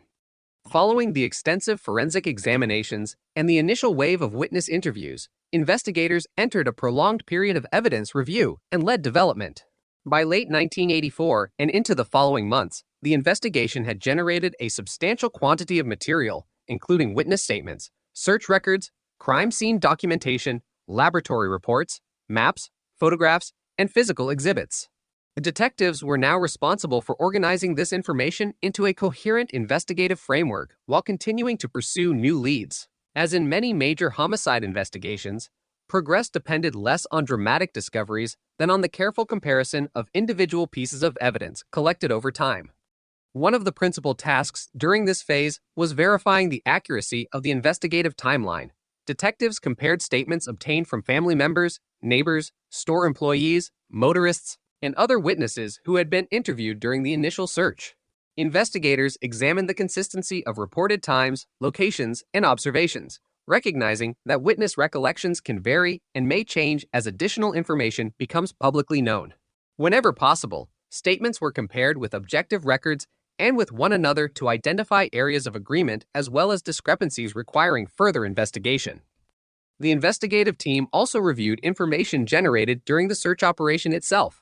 Search coordinators maintained records documenting which locations had been examined, by whom, and under what conditions. These records helped investigators determine whether additional searches might be warranted or whether new information justified revisiting previously examined areas. Such reviews reflected established investigative practice rather than any assumption that earlier searches had been inadequate. Environmental conditions, seasonal changes, and new witness information can all affect the value of repeated searches in major investigations. Physical evidence remained a central focus throughout this stage. Forensic laboratories continued examining materials collected during the investigation using the scientific techniques available in the mid-1980s. At the time, laboratory examinations commonly included trace evidence analysis, serological testing, microscopic comparisons, and other established forensic methods. Although these techniques lacked the discriminatory power later provided by DNA profiling, they remained important tools for evaluating physical evidence, excluding certain possibilities, and identifying areas requiring additional inquiry. Evidence management procedures were particularly important because of the size and complexity of the investigation. Each physical exhibit required documentation describing where it had been collected, who had handled it, how it had been packaged, and where it had been stored. Maintaining a complete chain of custody ensured that evidence remained suitable for future forensic examination and, if necessary, for presentation during judicial proceedings. Careful evidence management also reduced the risk of contamination or loss, preserving the integrity of the investigation over time. Investigators continued receiving information from members of the public. As media coverage expanded across Ontario, additional individuals contacted police with observations they believed might be relevant. Detectives documented these reports systematically, assigning follow-up inquiries where appropriate. While many tips could not ultimately be substantiated, investigators generally evaluated them individually rather than dismissing them outright. Major investigations often require balancing limited investigative resources with the need to consider information from a wide range of sources. Throughout this period, detectives also assessed whether the available evidence indicated connections with other reported crimes. Such comparative analysis required careful attention to factual similarities while avoiding unsupported conclusions. Investigators examined reported timelines, geographic factors, and documented evidence to determine whether any objective links existed. Comparisons of this nature are common in homicide investigations, particularly when investigators seek to establish whether an offense may be isolated or related to other criminal activity. Coordination among investigative personnel remained essential. Detectives responsible for witness interviews, forensic evidence, intelligence gathering, and case management regularly exchanged information to ensure that new findings were incorporated into the broader investigation. Supervisors monitored investigative priorities, reviewed outstanding assignments, and evaluated whether additional resources or specialized expertise might assist particular aspects of the case. Such coordination became increasingly important as the volume of information continued to grow. The investigation also demonstrated the importance of comprehensive record-keeping. Every interview, laboratory request, search activity, and investigative decision was documented in written reports. These records served multiple purposes. They allowed investigators to review earlier findings, supported communication among members of the investigative team, and created a permanent record that could be examined years later if new evidence emerged. In complex investigations, thorough documentation often becomes one of the most valuable assets available to future investigators. Media attention remained significant during this stage, and police continued issuing carefully prepared public statements. Investigators encouraged anyone with relevant information to come forward while limiting the release of sensitive details that could compromise the investigation. Withholding certain facts known only to investigators is a long-standing investigative practice, because it helps evaluate future witness statements and protects information that may later become important during judicial proceedings. From a contemporary perspective, this phase of the investigation illustrates both the strengths and limitations of criminal investigation before the widespread adoption of forensic DNA profiling. Detectives relied on methodical evidence review, structured witness interviews, forensic examinations, and careful documentation using the best techniques then available. While these methods generated important information, they could not always provide the level of individual identification later made possible by advances in molecular genetics. Despite these scientific limitations, investigators continued preserving biological evidence and other physical exhibits according to professional standards.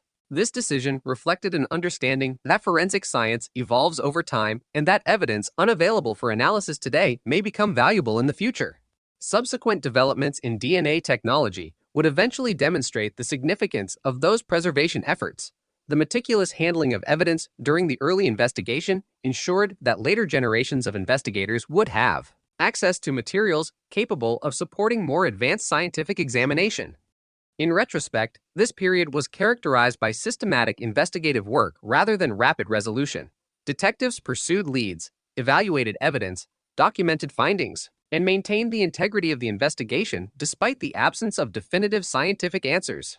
Their emphasis on thorough documentation, careful evidence preservation, and objective analysis established a durable investigative record that would remain available for future review. Those professional practices, carried out long before many modern forensic techniques existed, became one of the enduring strengths of the Jessup investigation and a lasting example of why comprehensive investigative procedures remain essential in major criminal cases.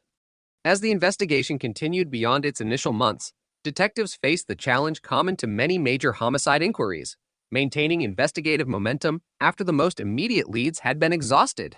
By this stage, officers had conducted extensive searches, interviewed a large number of witnesses, collected physical evidence, and assembled a substantial investigative record.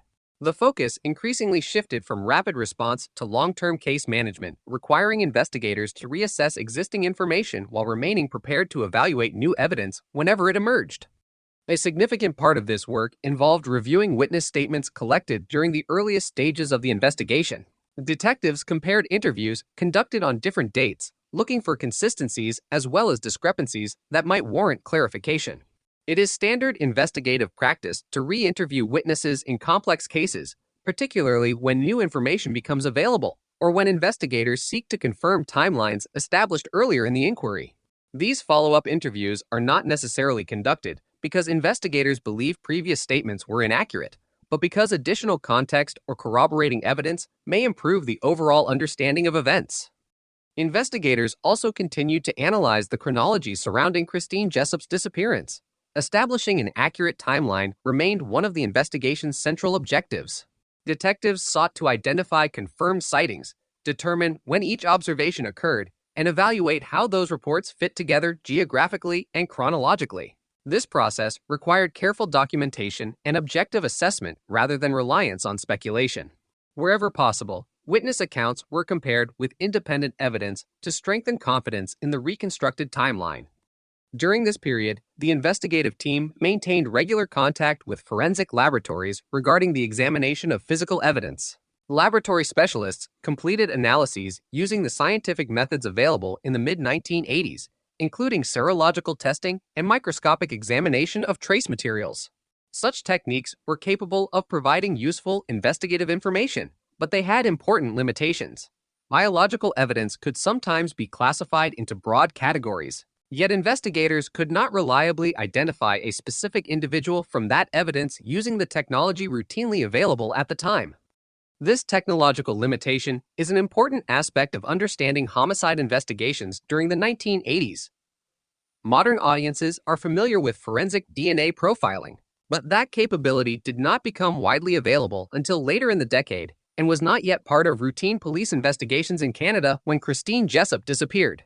Consequently, investigators relied more heavily on traditional police work, witness interviews, physical evidence, forensic pathology, trace evidence analysis, and systematic comparison of information collected throughout the investigation. Evidence preservation therefore assumed particular importance. Detectives and forensic personnel maintained biological samples, clothing, photographs, laboratory documentation, and other physical exhibits according to accepted procedures. Proper packaging, secure storage, detailed inventories, and documented chain of custody records helped preserve the integrity of these materials. Although investigators could not predict future scientific developments, preserving evidence ensured that additional testing would remain possible if more advanced methods became available in later years. The investigation also required effective management of information received from the public.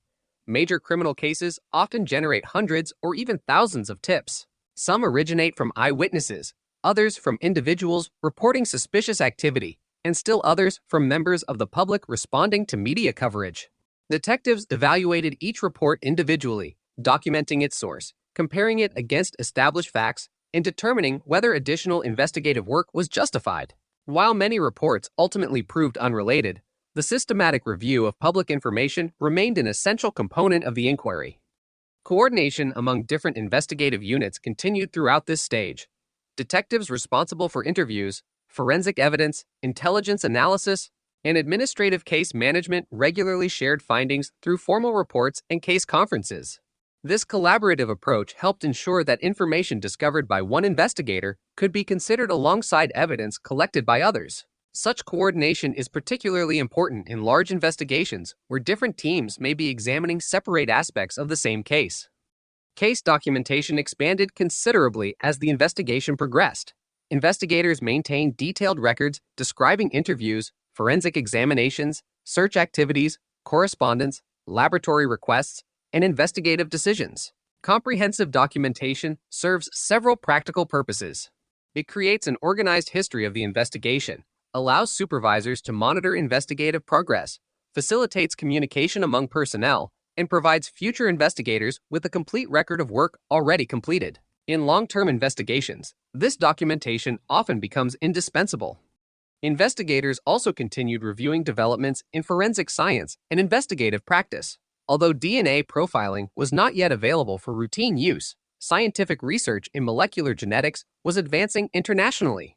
Law enforcement agencies and forensic laboratories closely monitored these developments, recognizing that future analytical methods might eventually provide opportunities unavailable at the time. As a result, preserving biological evidence remained a priority despite the absence of immediate testing capabilities. Throughout this period, detectives remained committed to maintaining an objective approach, rather than focusing exclusively on a single investigative theory. They continued evaluating evidence based on its reliability and consistency with established facts. This principle is fundamental to criminal investigation. Evidence should guide investigative conclusions, not the reverse. Maintaining this discipline helps reduce the risk of confirmation bias and supports the overall integrity of the investigative process. Public interest in the case remained significant, and police continued communicating with the media through official statements. Investigators encouraged anyone possessing relevant information to come forward while avoiding the release of sensitive investigative details. Protecting certain information known only to investigators can be important for evaluating future witness statements, assessing confessions, and preserving the integrity of potential legal proceedings. This balance between public transparency and investigative confidentiality remains a standard feature of major criminal investigations.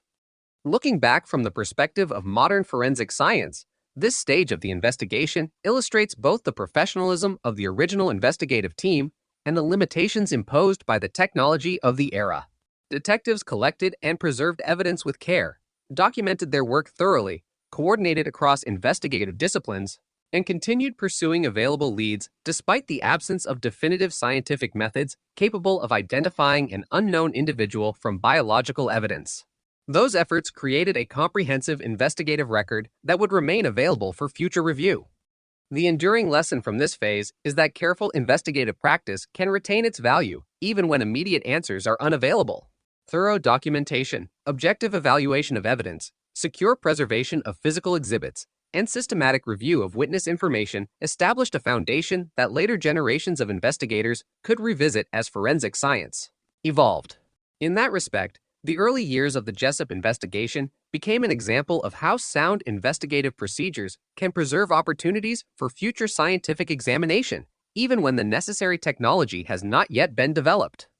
As the initial phase of the investigation gave way to a longer-term inquiry, investigators increasingly focused on reviewing the information that had already been collected. Major homicide investigations frequently transition into a process of reassessment once the most immediate search efforts and witness interviews have been completed. Rather than assuming that every relevant detail had already been identified, detectives revisited evidence, compared investigative findings, and evaluated whether additional inquiries might clarify unanswered questions. This methodical review was intended to ensure that no significant lead had been overlooked during the intensive early stages of the case. One of the first priorities was to examine the consistency of the investigative timeline. Detectives reviewed interview notes, witness statements, dispatch records, and search logs to confirm the sequence of events surrounding Christine Jessup's disappearance.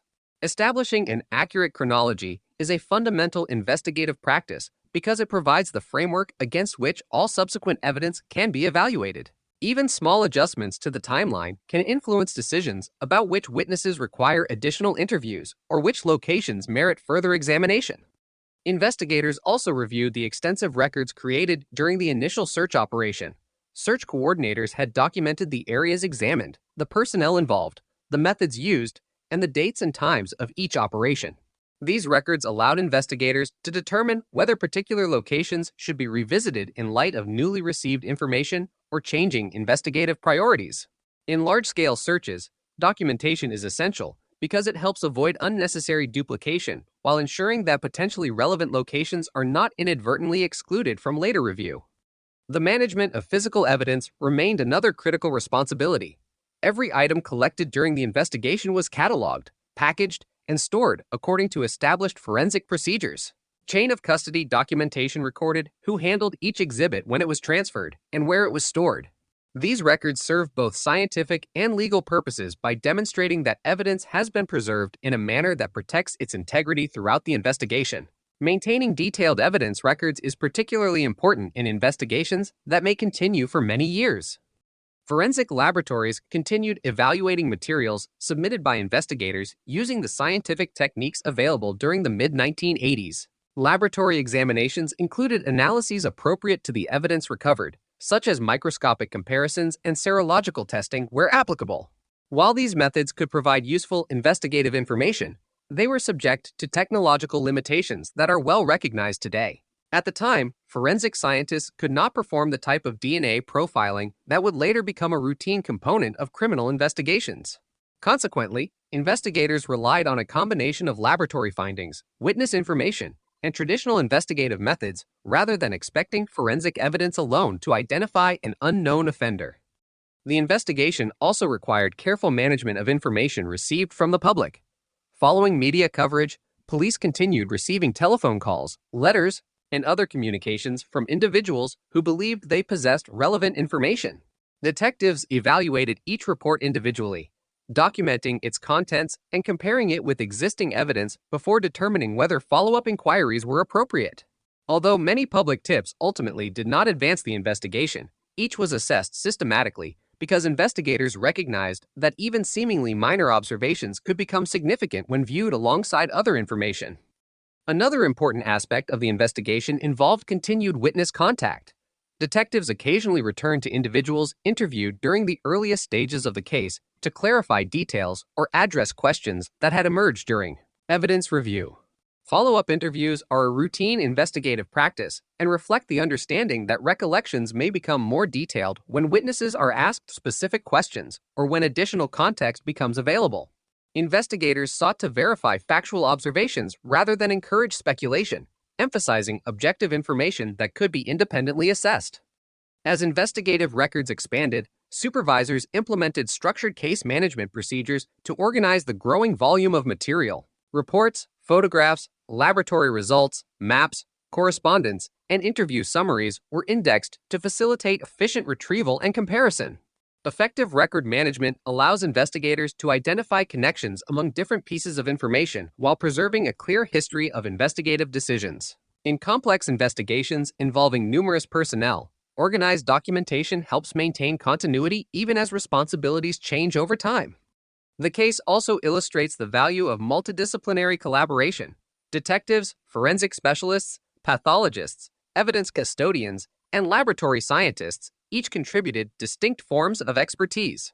Regular communication among these groups helped ensure that scientific findings were considered alongside witness information and investigative observations. Such collaboration remains a defining feature of major criminal investigations, where no single discipline is sufficient to address every aspect of the inquiry. Throughout this stage, investigators remained mindful of the importance of avoiding premature conclusions. Professional investigative practice emphasizes evaluating evidence objectively and remaining prepared to revise investigative theories if new information emerges. This approach helps reduce the influence of confirmation bias and supports decisions based on verifiable facts rather than assumptions. Maintaining investigative flexibility is especially important in cases where available evidence is incomplete or where scientific capabilities may continue to evolve. The preservation of biological evidence during this period deserves particular attention. Although investigators could not foresee the precise direction of future forensic science, they understood that advances in laboratory techniques were possible. Consequently, biological samples and other physical exhibits were preserved according to accepted standards to ensure they would remain available for future examination. This commitment to evidence preservation reflected established forensic principles and would later prove to be one of the investigation's most significant strengths. Looking back, the early investigative period demonstrates how comprehensive documentation, systematic evidence management, and careful forensic preservation create lasting value in complex criminal investigations. Even when immediate investigative progress is limited, maintaining organized records and preserving physical evidence ensures that future investigators can reassess the case using improved methods and technologies. The work completed during these early years established a reliable investigative foundation that would remain available for continued review as forensic science and investigative practice developed in the decades that followed. As the investigation moved beyond its earliest years, the case entered a stage familiar to many long-term homicide investigations. Immediate search operations had concluded, hundreds of interviews had been conducted, and the available forensic examinations had been completed using the scientific methods of the time.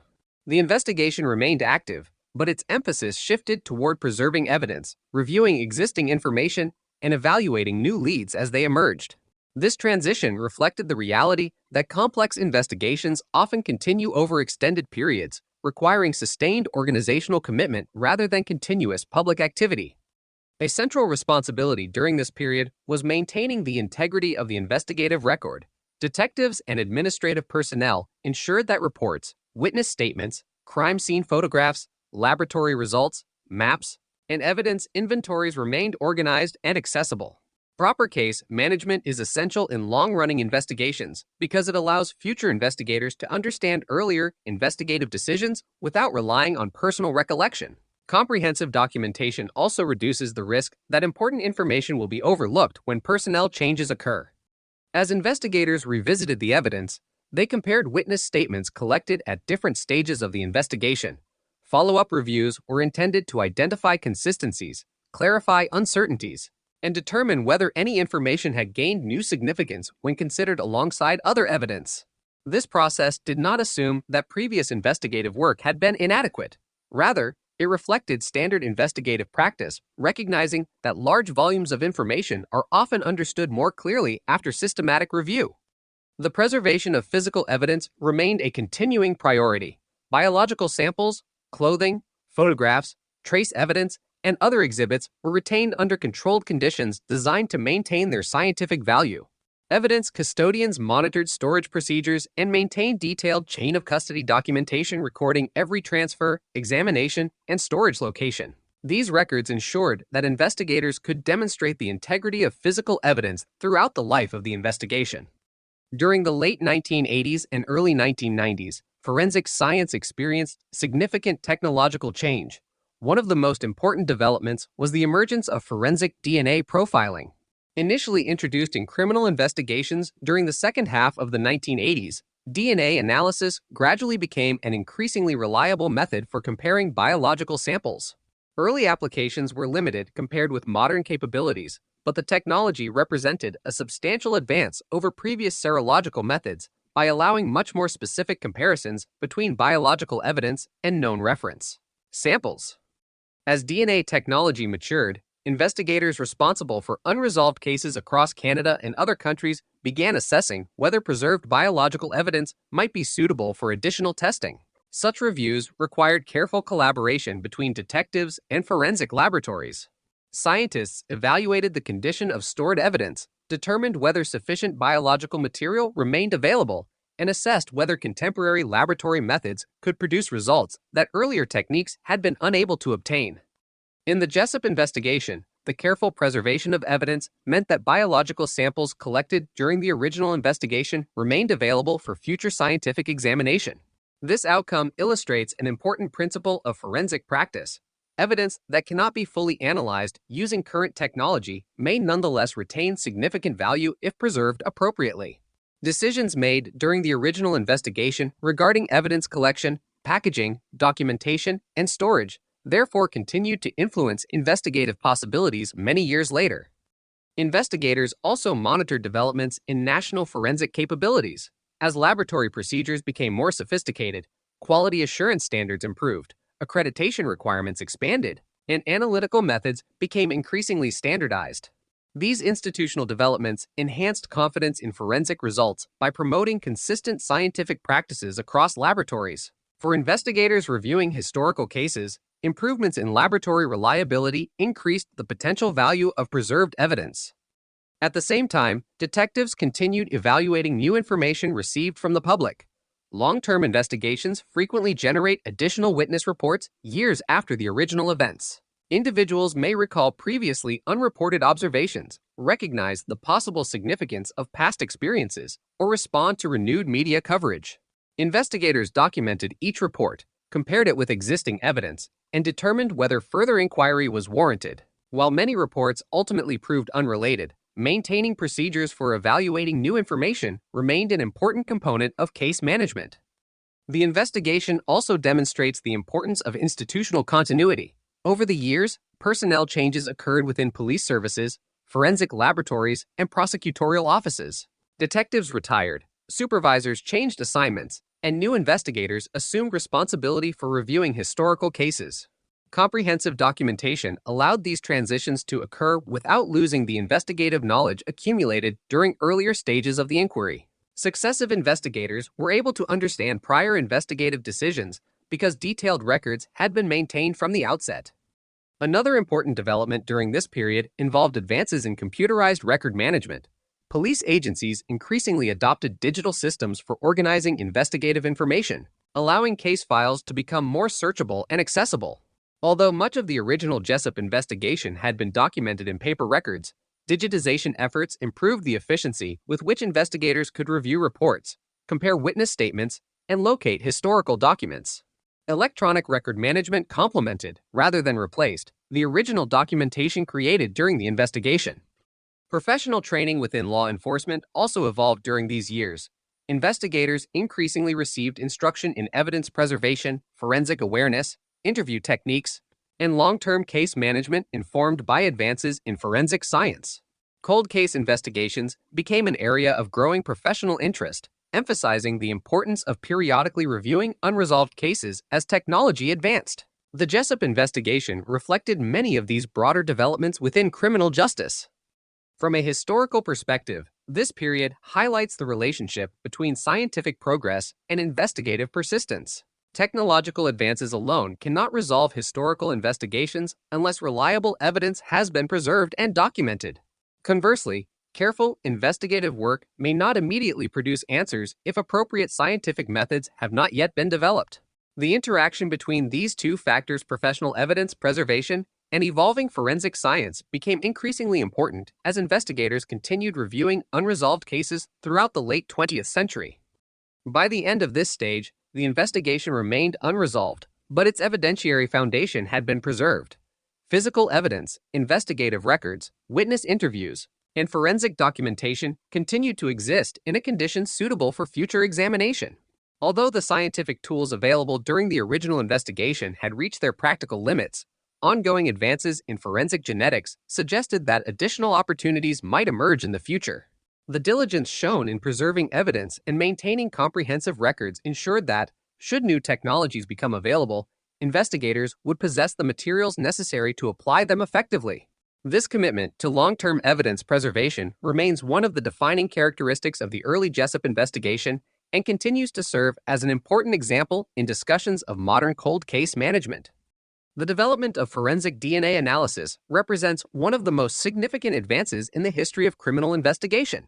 Before DNA profiling became available, investigators relied primarily on witness testimony, fingerprints when present, physical trace evidence, blood group analysis, and other forensic methods that could assist investigations but often lacked the ability to identify an individual with a high degree of certainty.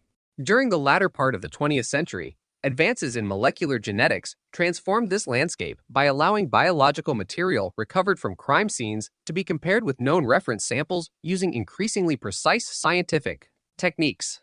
In Canada, as in many other countries, these developments gradually reshaped homicide investigations, particularly those involving unresolved historical cases. DNA, or deoxyribonucleic acid, contains the genetic information present in nearly every cell of the human body. Although identical twins share essentially the same DNA profile, each person's genetic profile is otherwise unique. This characteristic makes DNA an exceptionally valuable form of forensic evidence when biological material has been recovered and preserved under appropriate conditions. Samples suitable for forensic examination may include blood, saliva, semen, hair containing root tissue, skin cells, or other biological material. The usefulness of any sample depends on its condition, quantity, and the methods available for scientific analysis. The first practical applications of forensic DNA profiling emerged during the mid-1980s. Early techniques demonstrated that biological evidence could distinguish one individual from another with a level of specificity that had not previously been possible. These early methods required relatively large and well-preserved samples, limiting their application in some investigations. Nevertheless, they represented a substantial improvement over serological testing, which generally classified biological evidence into broad groups rather than identifying specific individuals. Canadian forensic laboratories gradually adopted DNA profiling as scientific validation increased and laboratory procedures became standardized. The implementation of DNA analysis required significant investment in specialized equipment, laboratory infrastructure, quality assurance programs, and scientific training. Because forensic evidence often becomes central to criminal proceedings, laboratories also developed rigorous protocols governing sample handling, contamination prevention, documentation, and result verification. These procedures were designed to ensure that forensic conclusions could withstand scientific scrutiny and judicial examination. Throughout the 1990s, improvements in laboratory technology significantly increased the sensitivity of DNA analysis. Polymerase chain reaction, PCR, techniques allowed scientists to amplify very small quantities of DNA, making it possible to analyze biological samples that previously would have been considered insufficient. As analytical methods continued to improve, laboratories became capable of obtaining usable DNA profiles from increasingly limited or degraded biological material. These advances proved especially important in historical investigations where evidence had often been stored for many years. Another major development involved the adoption of short tandem repeat (STANGER) analysis, which became the international standard for forensic DNA profiling. Strainalysis examines specific regions of human DNA that vary among individuals while remaining suitable for reliable laboratory comparison. Standardized analytical methods facilitated cooperation among laboratories and improved the consistency of forensic results. Scientific validation studies confirmed the reliability of these techniques when appropriate quality assurance procedures were followed. In Canada, forensic DNA capabilities expanded alongside improvements in legislation and institutional infrastructure. The establishment of the National DNA Data Bank in 2000 created a centralized system for comparing forensic DNA profiles obtained from crime scenes with profiles lawfully collected under Canadian legislation. The database consists of separate indexes designed for different purposes, including crime scene evidence and profiles collected from certain convicted offenders as authorized by law. Strict legal controls govern the collection, storage, access, and use of DNA information, reflecting the importance of balancing investigative effectiveness with individual privacy rights. The National DNA Data Bank has contributed significantly to Canadian criminal investigations by enabling investigators to identify links between separate crime scenes and, in appropriate circumstances, associate biological evidence with known individuals whose DNA profiles are lawfully included in the database. However, it is important to recognize that the database can only compare profiles already contained within its authorized indexes. If an offender's DNA profile has never been lawfully entered into the database, no match will occur regardless of the quality of the crime scene evidence. Cold case investigations have benefited substantially from advances in DNA technology. Many historical homicide investigations involved biological evidence that was collected before forensic DNA profiling existed. Because investigators preserved this evidence according to accepted forensic standards, later generations of scientists could often re-examine samples using more advanced laboratory methods. Improved analytical sensitivity has enabled laboratories to obtain DNA profiles from evidence previously considered unsuitable for meaningful examination. Consequently, historical investigations once thought unlikely to yield additional forensic information have, in some cases, produced valuable new evidence through reanalysis. Evidence preservation remains one of the most important factors determining whether modern DNA analysis can contribute to historical investigations. Biological material must be collected, packaged, documented, and stored in ways that minimize contamination and environmental degradation.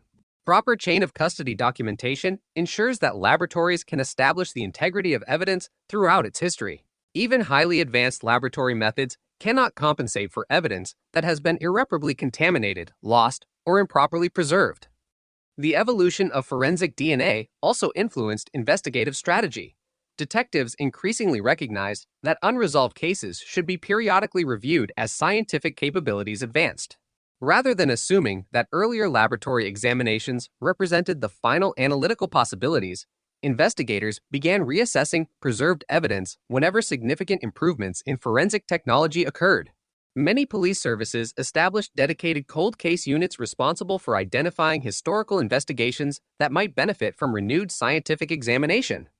Advances in quality assurance accompanied these scientific developments. Modern forensic laboratories operate under comprehensive accreditation systems requiring validated methods, standardized procedures, regular proficiency testing, and detailed documentation.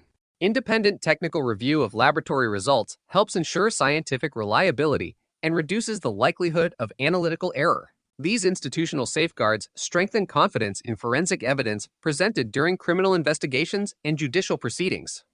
The continuing evolution of DNA analysis has also prompted important legal and ethical discussions. Canadian courts have considered questions regarding the admissibility of scientific evidence, privacy protections, collection authority, and the interpretation of complex forensic results. Legislators and policymakers have likewise addressed issues relating to the management of DNA databases and the responsible use of genetic information. These discussions reflect the broader principle that scientific innovation must develop alongside appropriate legal safeguards and public accountability.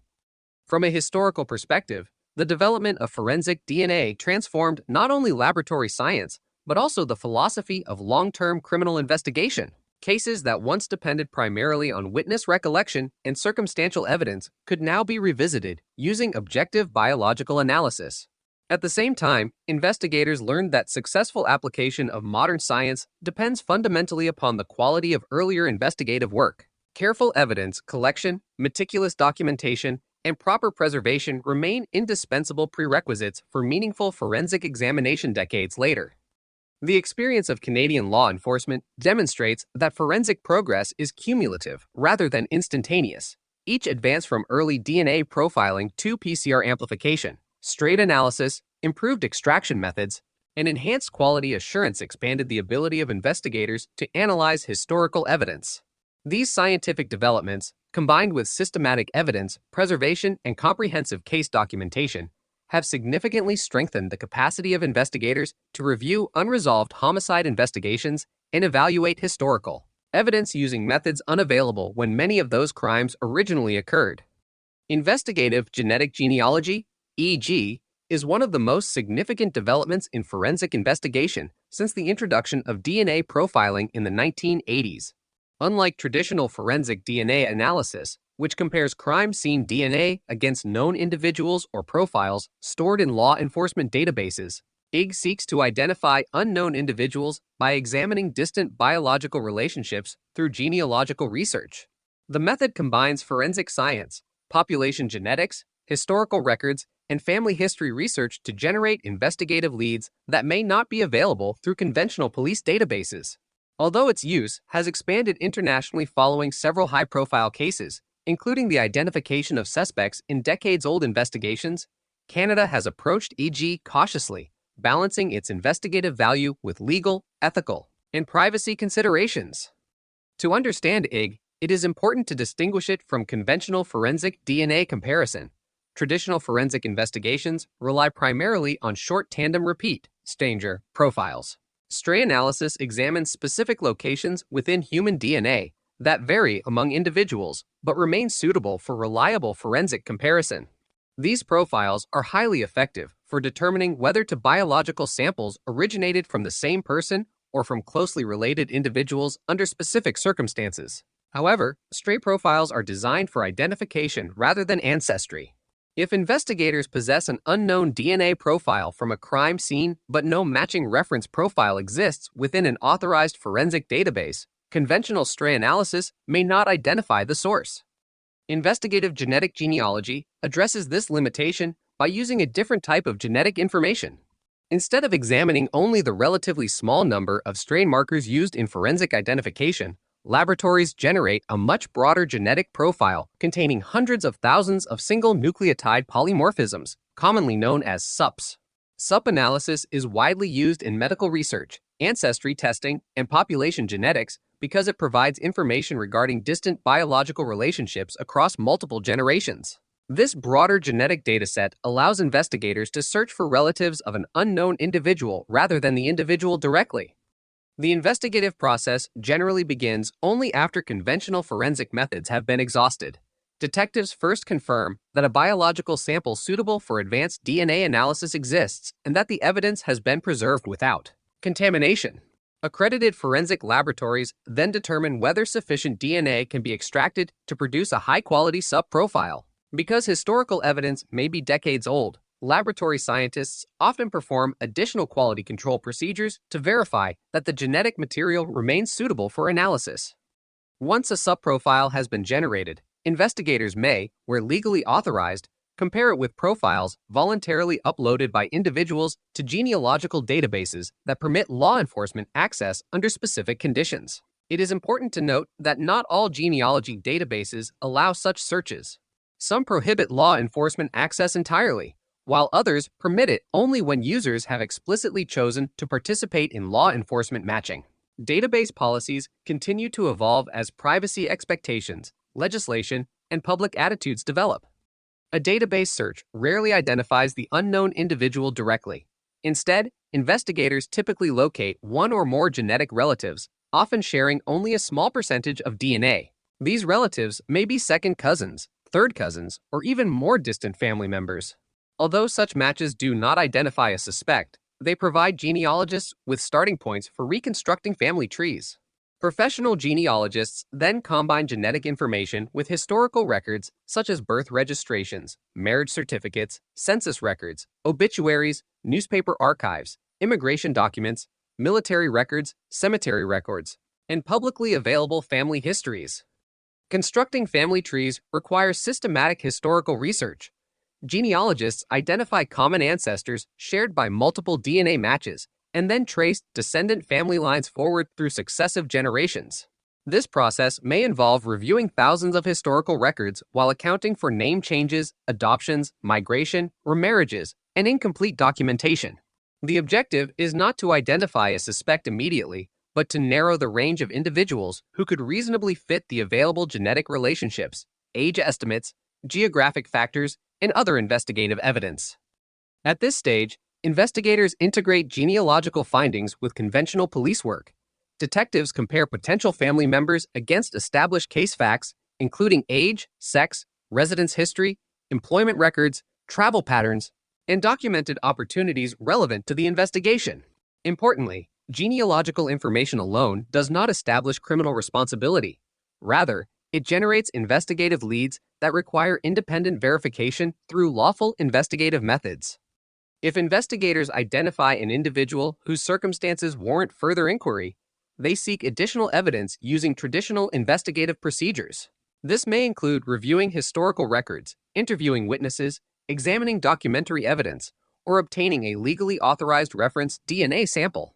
In many jurisdictions, investigators collect abandoned DNA from items voluntarily discarded in public places, such as drinking containers or tissues, where permitted by law.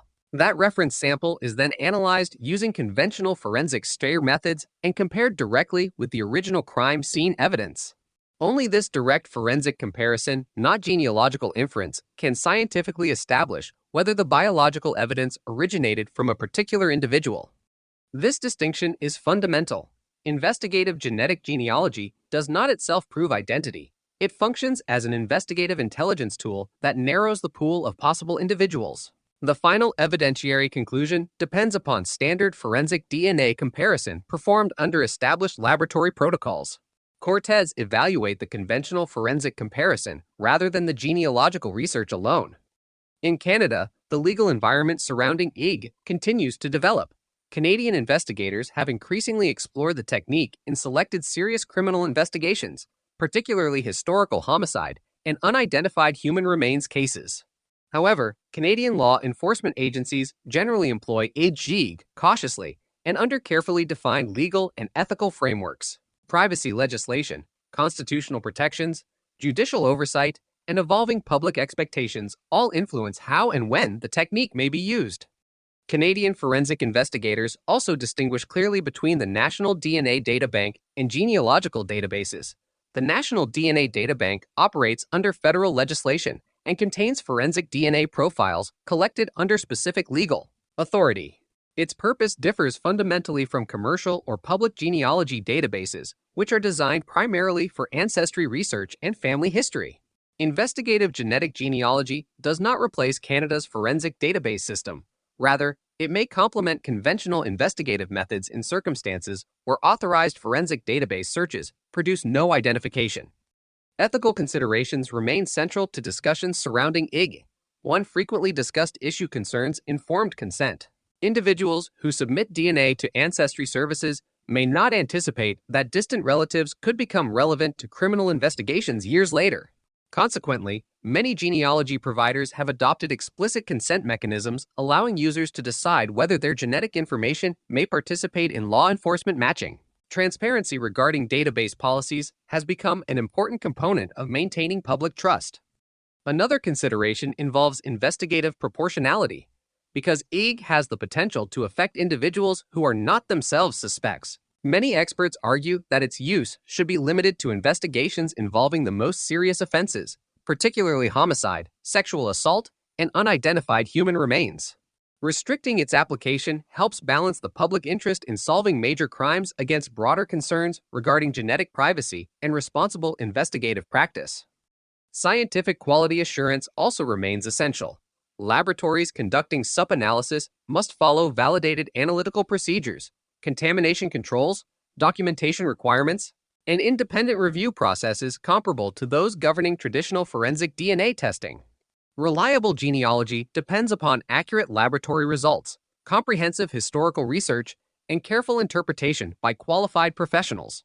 Errors in any stage of the process can affect the reliability of investigative leads. Despite these challenges, investigative genetic genealogy has demonstrated considerable value in resolving cases that remained unsolved for decades. Advances in sequencing technology, bioinformatics, and genealogical research continue to improve investigators' ability to generate meaningful leads from preserved biological evidence. At the same time, ongoing legal and ethical discussions ensure that the technique develops within frameworks that respect individual rights while supporting legitimate criminal investigations. The Canadian experience illustrates that IG is neither a replacement for conventional policing nor a universal solution for cold cases. Successful investigations continue to depend upon careful evidence preservation, meticulous documentation, rigorous forensic science, comprehensive historical research, and objective investigative judgment. Genetic genealogy simply adds another tool to this broader investigative framework. When applied responsibly, supported by appropriate legal authority, and combined with traditional investigative methods, it offers the possibility of generating new leads in cases that once appeared beyond the reach of available science, while reinforcing the continuing importance of evidence preservation and scientific integrity in modern criminal investigation. By the early 21st century, forensic DNA analysis had become a routine component of homicide investigations across Canada. Yet investigators continued encountering a recurring problem in historical cases. Biological evidence might yield a complete forensic DNA profile, but no identification could be made because the profile did not match any individual legally represented within existing forensic databases. In such circumstances, investigators possessed reliable scientific evidence but no name associated with it. Investigative genetic genealogy, EGE, emerged as a complementary approach designed to bridge that gap by combining modern genetics with traditional genealogical research. Unlike conventional forensic identification, which asks whether two DNA samples originated from the same individual, investigative genetic genealogy asks a different question. Who are the biological relatives of the unknown person represented by this DNA profile? Answering that question requires scientific methods developed outside traditional forensic laboratories, drawing upon population genetics, historical records, archival research, and family history reconstruction. The process begins with the biological evidence collected during the original criminal investigation. Before any genealogical analysis is considered, forensic scientists must first determine whether the preserved sample remains suitable for modern laboratory examination. Many historical exhibits have been stored for decades, making careful assessment essential. Scientists evaluate DNA quantity, degradation, contamination risk, and overall quality before deciding whether additional analysis is scientifically appropriate. Traditional forensic laboratories generally produce short tandem repeat, Stanger, profiles because these remain the international standard for criminal identification. Stranger profiles are highly effective when investigators possess a comparison sample from a known individual or when a profile matches one already contained within an authorized forensic database. However, stray profiles contain relatively limited genetic information regarding distant biological relationships.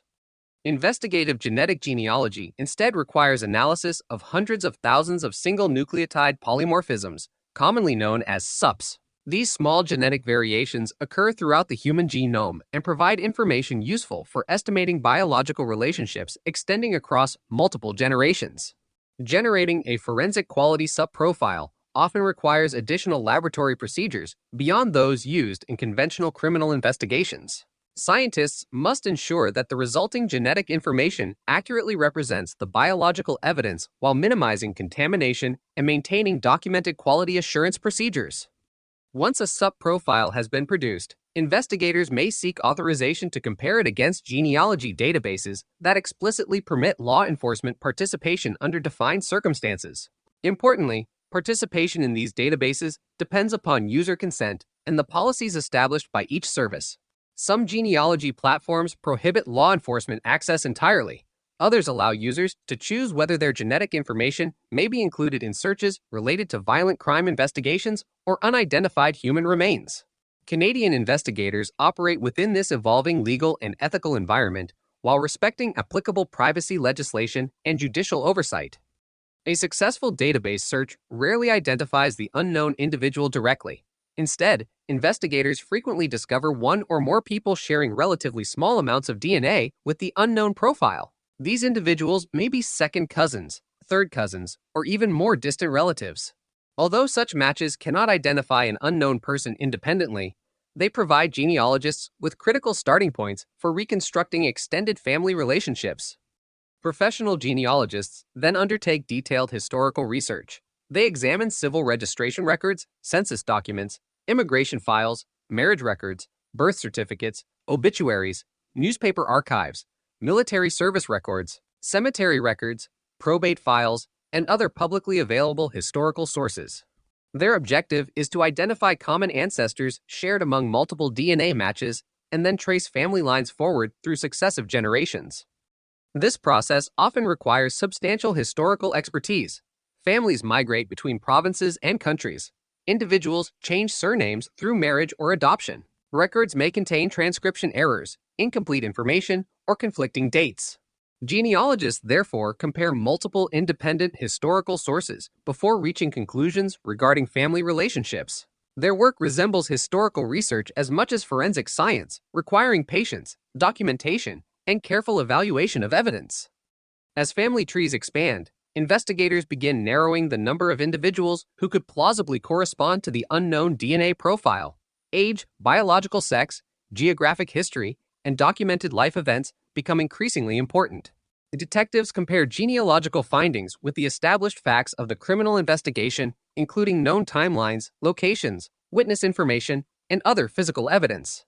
Genealogy generates investigative possibilities rather than definitive conclusions.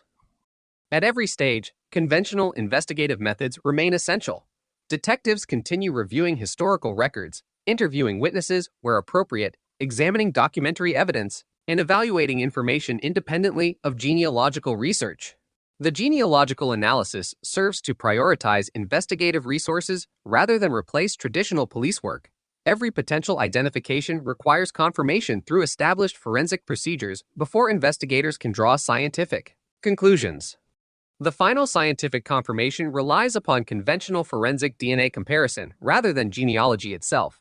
Investigators lawfully obtain a reference DNA sample associated with a person of investigative interest, subject to applicable legal standards. That reference sample undergoes standard forensic stray analysis and is compared directly with the original crime scene evidence. Only this comparison can establish whether the biological evidence originated from the individual in question. Genealogical research, therefore, functions as an investigative intelligence tool rather than an evidentiary substitute. Canadian forensic and policing agencies have approached investigative genetic genealogy cautiously because the technique involves genetic information extending beyond the individual under investigation. Legal and ethical questions receive considerable attention. Privacy protections under Canadian law, constitutional safeguards, and evolving judicial interpretation all influence how investigators employ genealogical methods. Agencies generally reserve consideration of EG for investigations involving the most serious offenses, particularly homicide and unidentified human remains, where conventional investigative techniques have been exhausted. Another significant consideration involves informed consent. Individuals who submit DNA to genealogy services typically do so for ancestry research or family history rather than criminal investigation.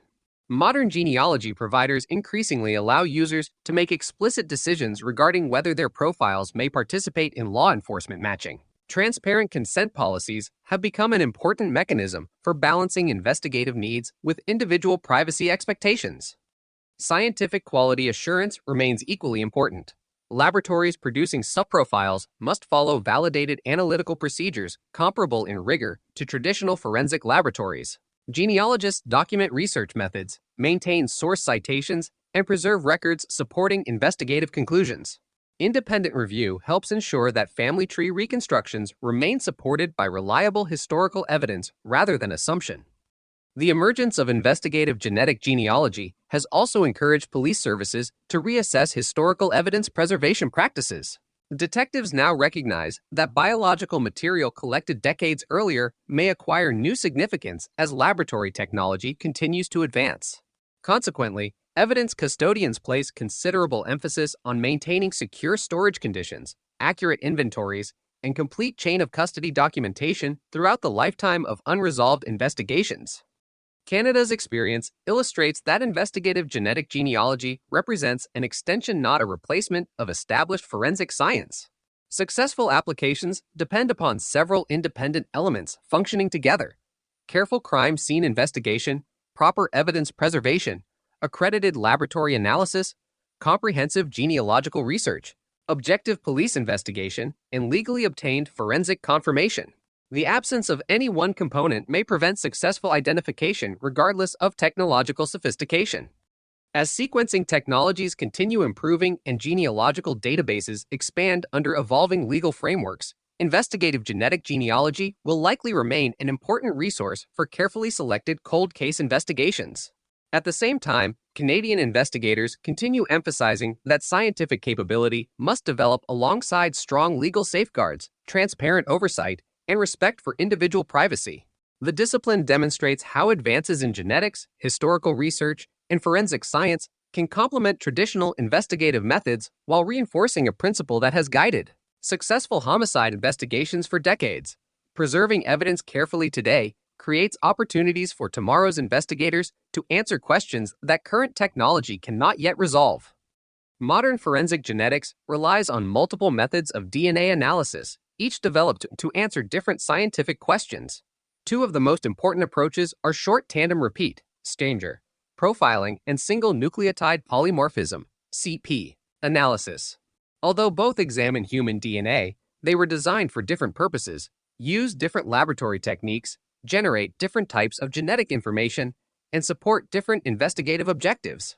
Understanding these differences is essential to appreciating how contemporary forensic science investigates both current criminal cases and historical cold cases. Stranger profiling has been the international standard for forensic human identification since the 1990s.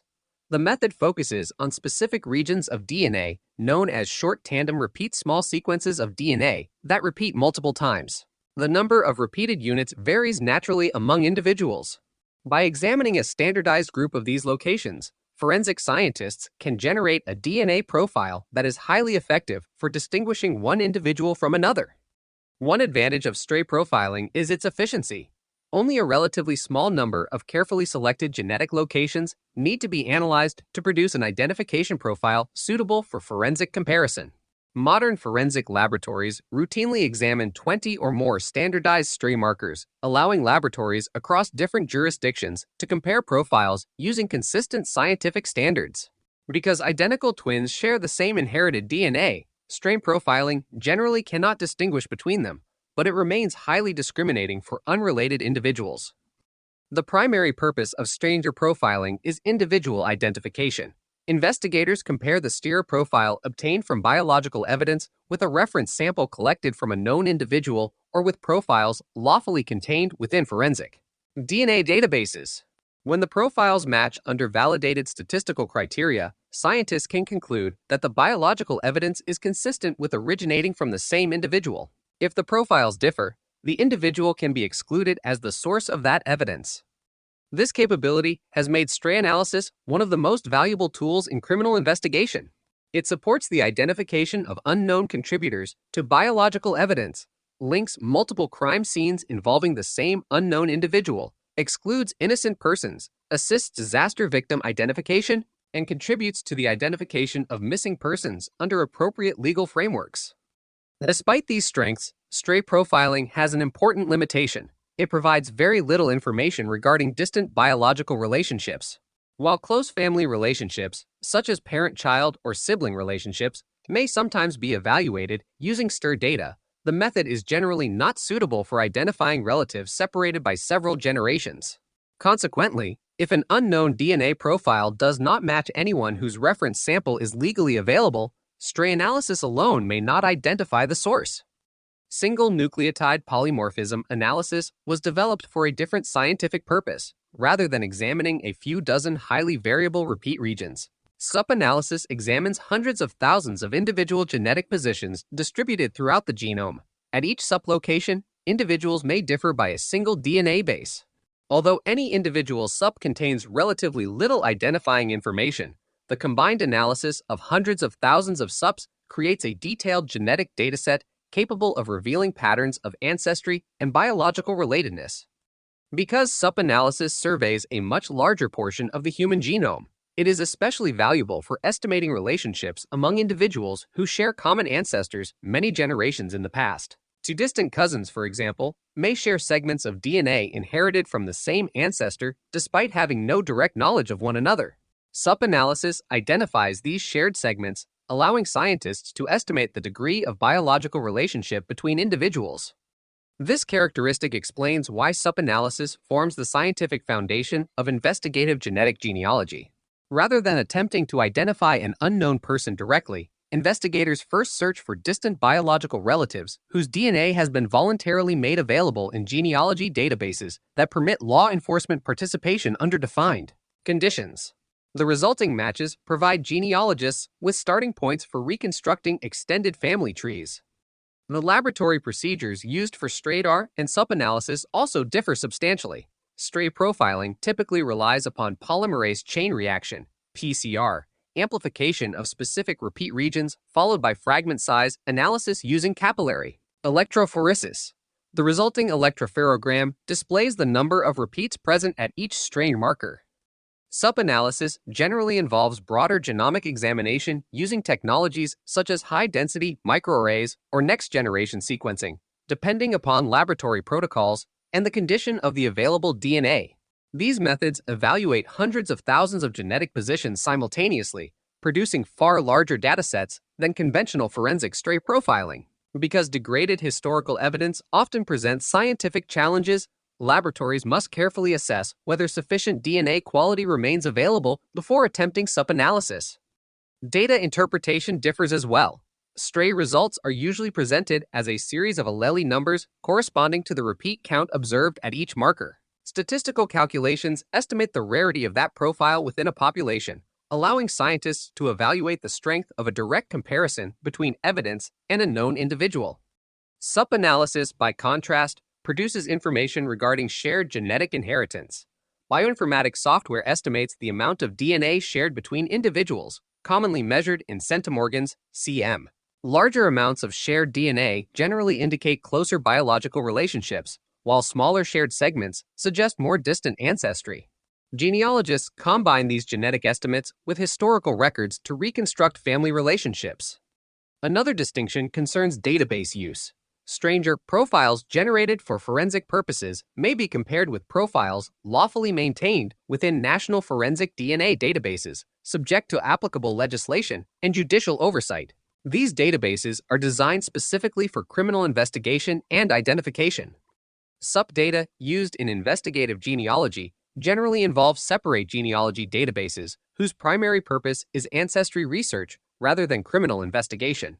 Access policies vary among service providers. Some prohibit law enforcement participation entirely. Others allow users to decide whether their genetic information may be included in investigations involving violent crime or unidentified human remains. The legal authority governing such searches depends upon the jurisdiction and applicable privacy legislation.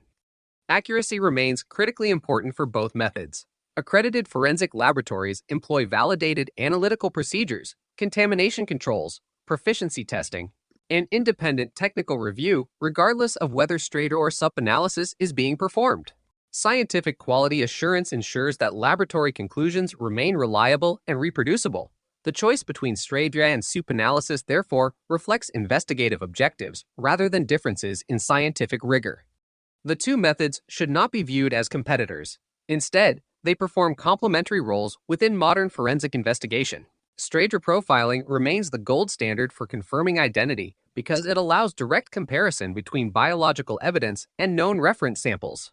Sub-analysis serves as an investigative intelligence tool capable of generating leads when no direct comparison is available.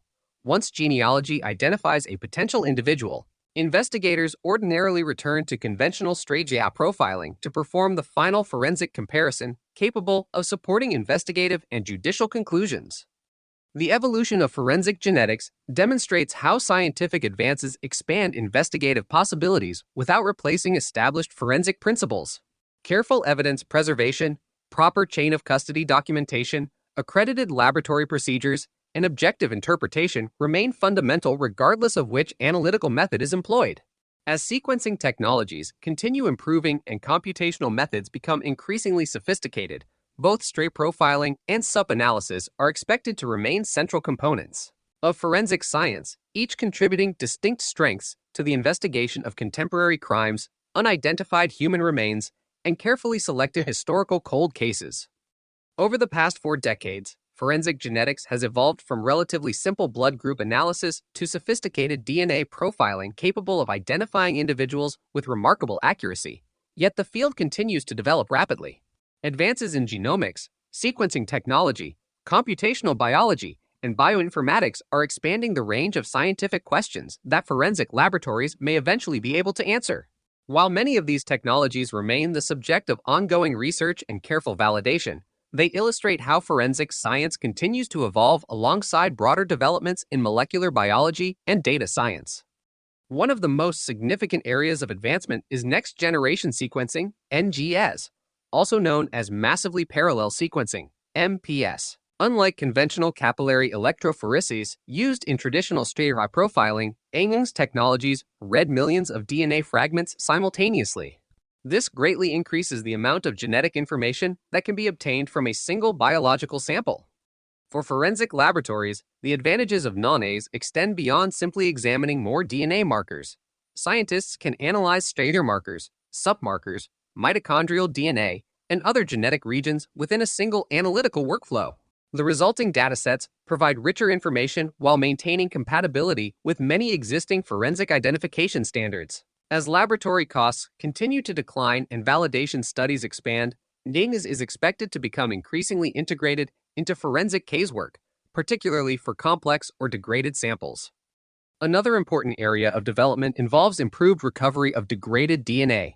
Biological evidence recovered from historical investigations is often exposed to moisture, heat, ultraviolet radiation, microbial activity, or repeated handling over many years. These environmental factors break DNA into progressively smaller fragments, making laboratory analysis more difficult. Modern extraction methods continue to improve scientists' ability to recover usable DNA from challenging samples. New purification techniques, optimized chemical protocols, and improved sequencing technologies have increased the likelihood that previously unsuitable evidence can yield informative genetic results. Researchers continue investigating methods capable of analyzing highly fragmented DNA while minimizing contamination and preserving scientific reliability. Computational biology is also transforming forensic genomics. Modern laboratories increasingly rely on sophisticated software capable of analyzing extremely large genetic datasets. Bioinformatic algorithms assist scientists in organizing sequencing data, identifying genetic variants, estimating biological relationships, and performing statistical calculations that would be impractical through manual analysis alone. Artificial intelligence and machine learning have begun attracting interest within forensic research. These systems may eventually assist laboratories in recognizing analytical patterns, identifying sequencing artifacts, improving quality control, and supporting data interpretation. However, experts consistently emphasize that AI should function as a decision support tool rather than replacing scientific judgment. Human review, laboratory validation, and independent verification remain essential components of forensic practice. Researchers are also exploring improvements in DNA mixture interpretation.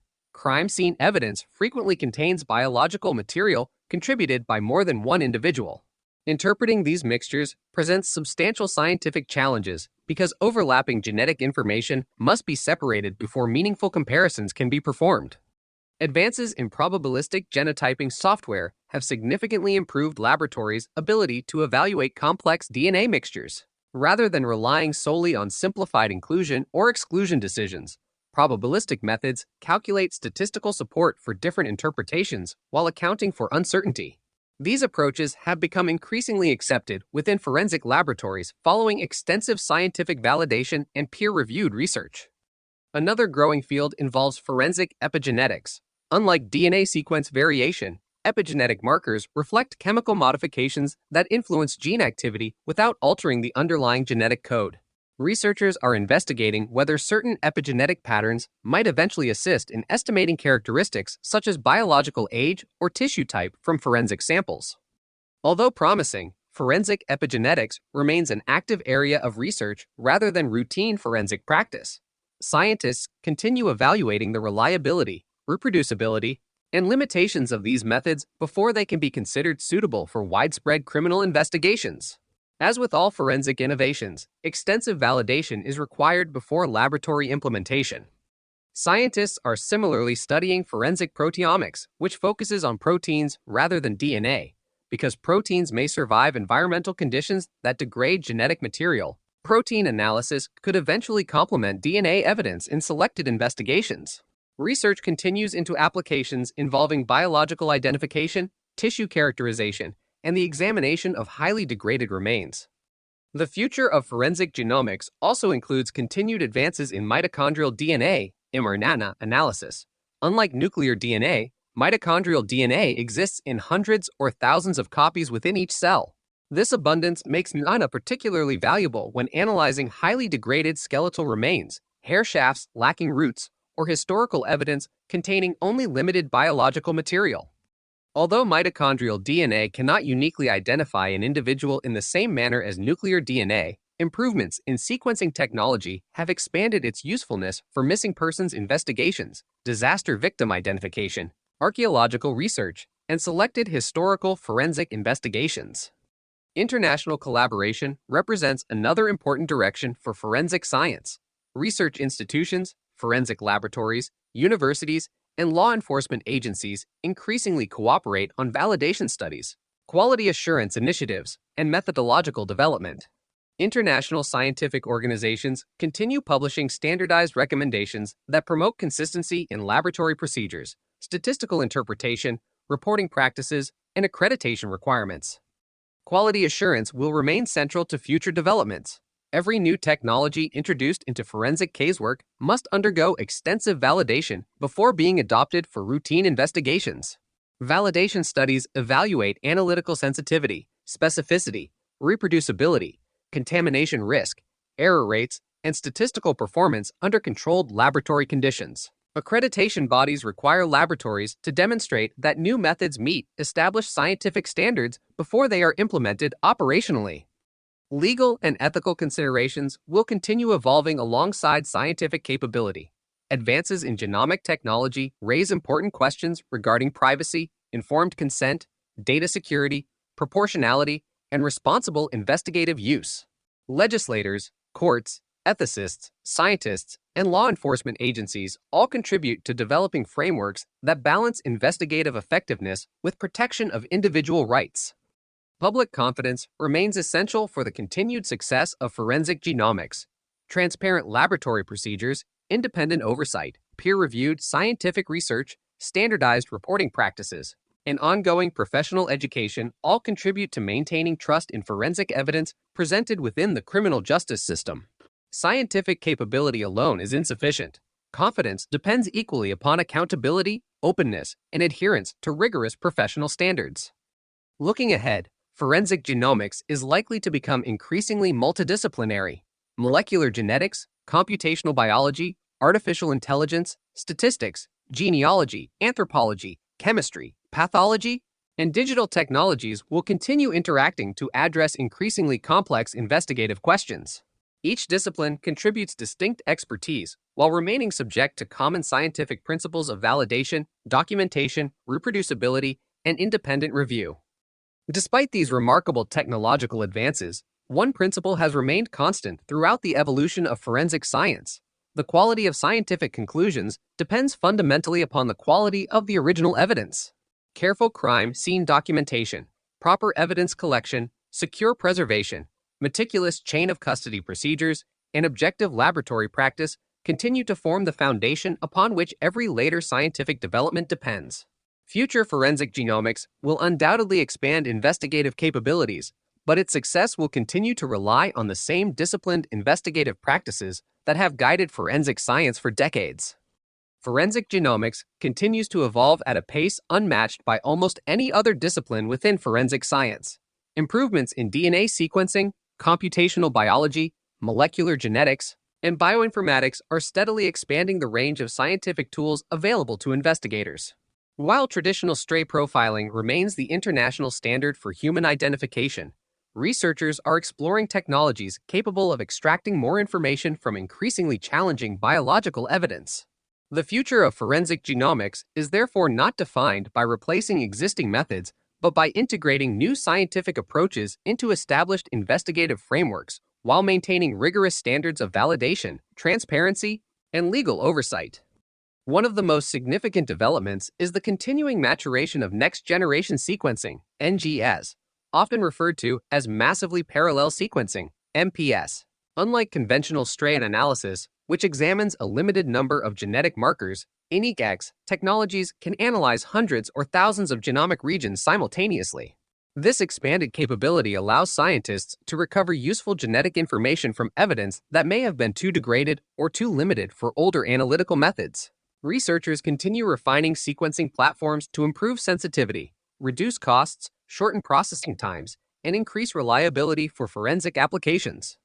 Another important area of research focuses on ultra-low template DNA analysis. Crime scene evidence sometimes contains only a few human cells or highly fragmented DNA molecules. Historically, these samples frequently produced incomplete or inconclusive results. Improvements in extraction chemistry, DNA repair techniques, amplification methods, and sequencing technologies are gradually increasing the likelihood that laboratories can recover meaningful genetic information from minimal biological material.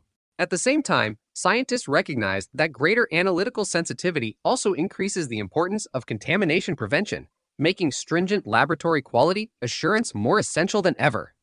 Bioinformatics has become an indispensable component of modern forensic genomics. Today's sequencing instruments generate enormous quantities of digital genetic data that require sophisticated computational analysis before meaningful scientific interpretation is possible. Specialized software identifies genetic variants, evaluates sequence quality, reconstructs DNA profiles, and performs statistical analyses that support laboratory conclusions. As sequencing technologies continue improving, advances in computational algorithms will remain closely linked to improvements in forensic capability. Machine learning and artificial intelligence are increasingly being investigated as tools that may support forensic laboratories. Researchers are evaluating whether carefully validated algorithms can assist with data quality assessment, interpretation of complex DNA mixtures, detection of sequencing artifacts, and identification of patterns that may otherwise require extensive manual review. Importantly, current scientific consensus emphasizes that such systems should complement, not replace, the expertise of trained forensic scientists. Independent technical review, transparent validation, and human oversight remain essential components of forensic decision-making. Research into forensic epigenetics represents another promising direction. Epigenetic markers are chemical modifications that influence how genes function without changing the underlying DNA sequence. Scientists are investigating whether these markers may eventually assist in estimating biological characteristics, such as approximate age or distinguishing among certain tissue types recovered from crime scenes. Although encouraging research results have been reported, these techniques remain under scientific evaluation and have not yet become routine forensic tools. Extensive validation is required before they can be incorporated into accredited laboratory practice. Closely related research involves forensic transcriptomics, the study of RNA molecules rather than DNA, because different cell types express distinct RNA profiles. Transcriptomic analysis may eventually improve scientists' ability to identify the biological origin of forensic samples. Such capabilities could assist investigators in interpreting complex evidence while complementing traditional DNA analysis. Like epigenetics, however, forensic transcriptomics remains an active area of research requiring continued scientific validation. Scientists are also expanding applications involving mitochondrial DNA sequencing. Mitochondrial DNA exists in many more copies per cell than nuclear DNA, making it particularly valuable when analyzing degraded remains, historical specimens, or hair shafts lacking root tissue. Modern sequencing technologies have substantially improved mitochondrial DNA analysis, increasing its usefulness for missing person investigations, disaster victim identification, anthropological research, and selected forensic investigations where conventional nuclear DNA analysis may be limited. International research efforts continue exploring methods for improving DNA mixture interpretation. Biological evidence recovered from crime scenes frequently contains DNA contributed by multiple individuals. Advances in probabilistic genotyping have already improved the statistical evaluation of such mixtures, but ongoing research seeks to enhance software performance, refine mathematical models, and improve interpretation of increasingly complex genetic datasets. These developments are expected to strengthen the scientific reliability of forensic conclusions involving mixed biological evidence. The future of forensic genomics also depends upon continued investment in quality assurance. Every new laboratory technique must undergo rigorous scientific validation before being adopted for operational casework. Validation studies examine analytical accuracy, reproducibility, sensitivity, specificity, contamination risk, robustness, and statistical performance. International accreditation standards require laboratories to demonstrate that new methods consistently produce reliable and scientifically defensible results. This emphasis on validation ensures that technological innovation proceeds without compromising scientific integrity. Ethical and legal considerations will remain equally important as technology advances. Expanding genomic capabilities raise questions concerning privacy, informed consent, data security, proportionality, and responsible investigative use. Legislators, courts, regulatory authorities, scientists, and ethics specialists continue examining how best to balance investigative opportunities with individual rights. Transparent governance frameworks will be essential for maintaining public confidence as forensic genomics becomes increasingly sophisticated. Another emerging priority involves long-term digital evidence management. Modern genomic investigations generate substantial volumes of electronic data requiring secure storage, documentation, and future accessibility. Forensic agencies are developing improved systems for managing sequence files, laboratory documentation, analytical software versions, and quality assurance records. Effective digital preservation helps ensure that scientific findings remain reproducible and available for independent review many years after an investigation has concluded. Collaboration across scientific disciplines is expected to become even more important. Modern forensic genomics increasingly integrates expertise from molecular biology, genetics, statistics, computer science, chemistry, anthropology, pathology, genealogy, and law. Universities, forensic laboratories, research institutions, and law enforcement agencies continue cooperating on validation studies, technological development, and professional education. Such multidisciplinary collaboration accelerates scientific progress while promoting standardized practices across jurisdictions. Cold case investigations are likely to remain among the greatest beneficiaries of future genomic advances.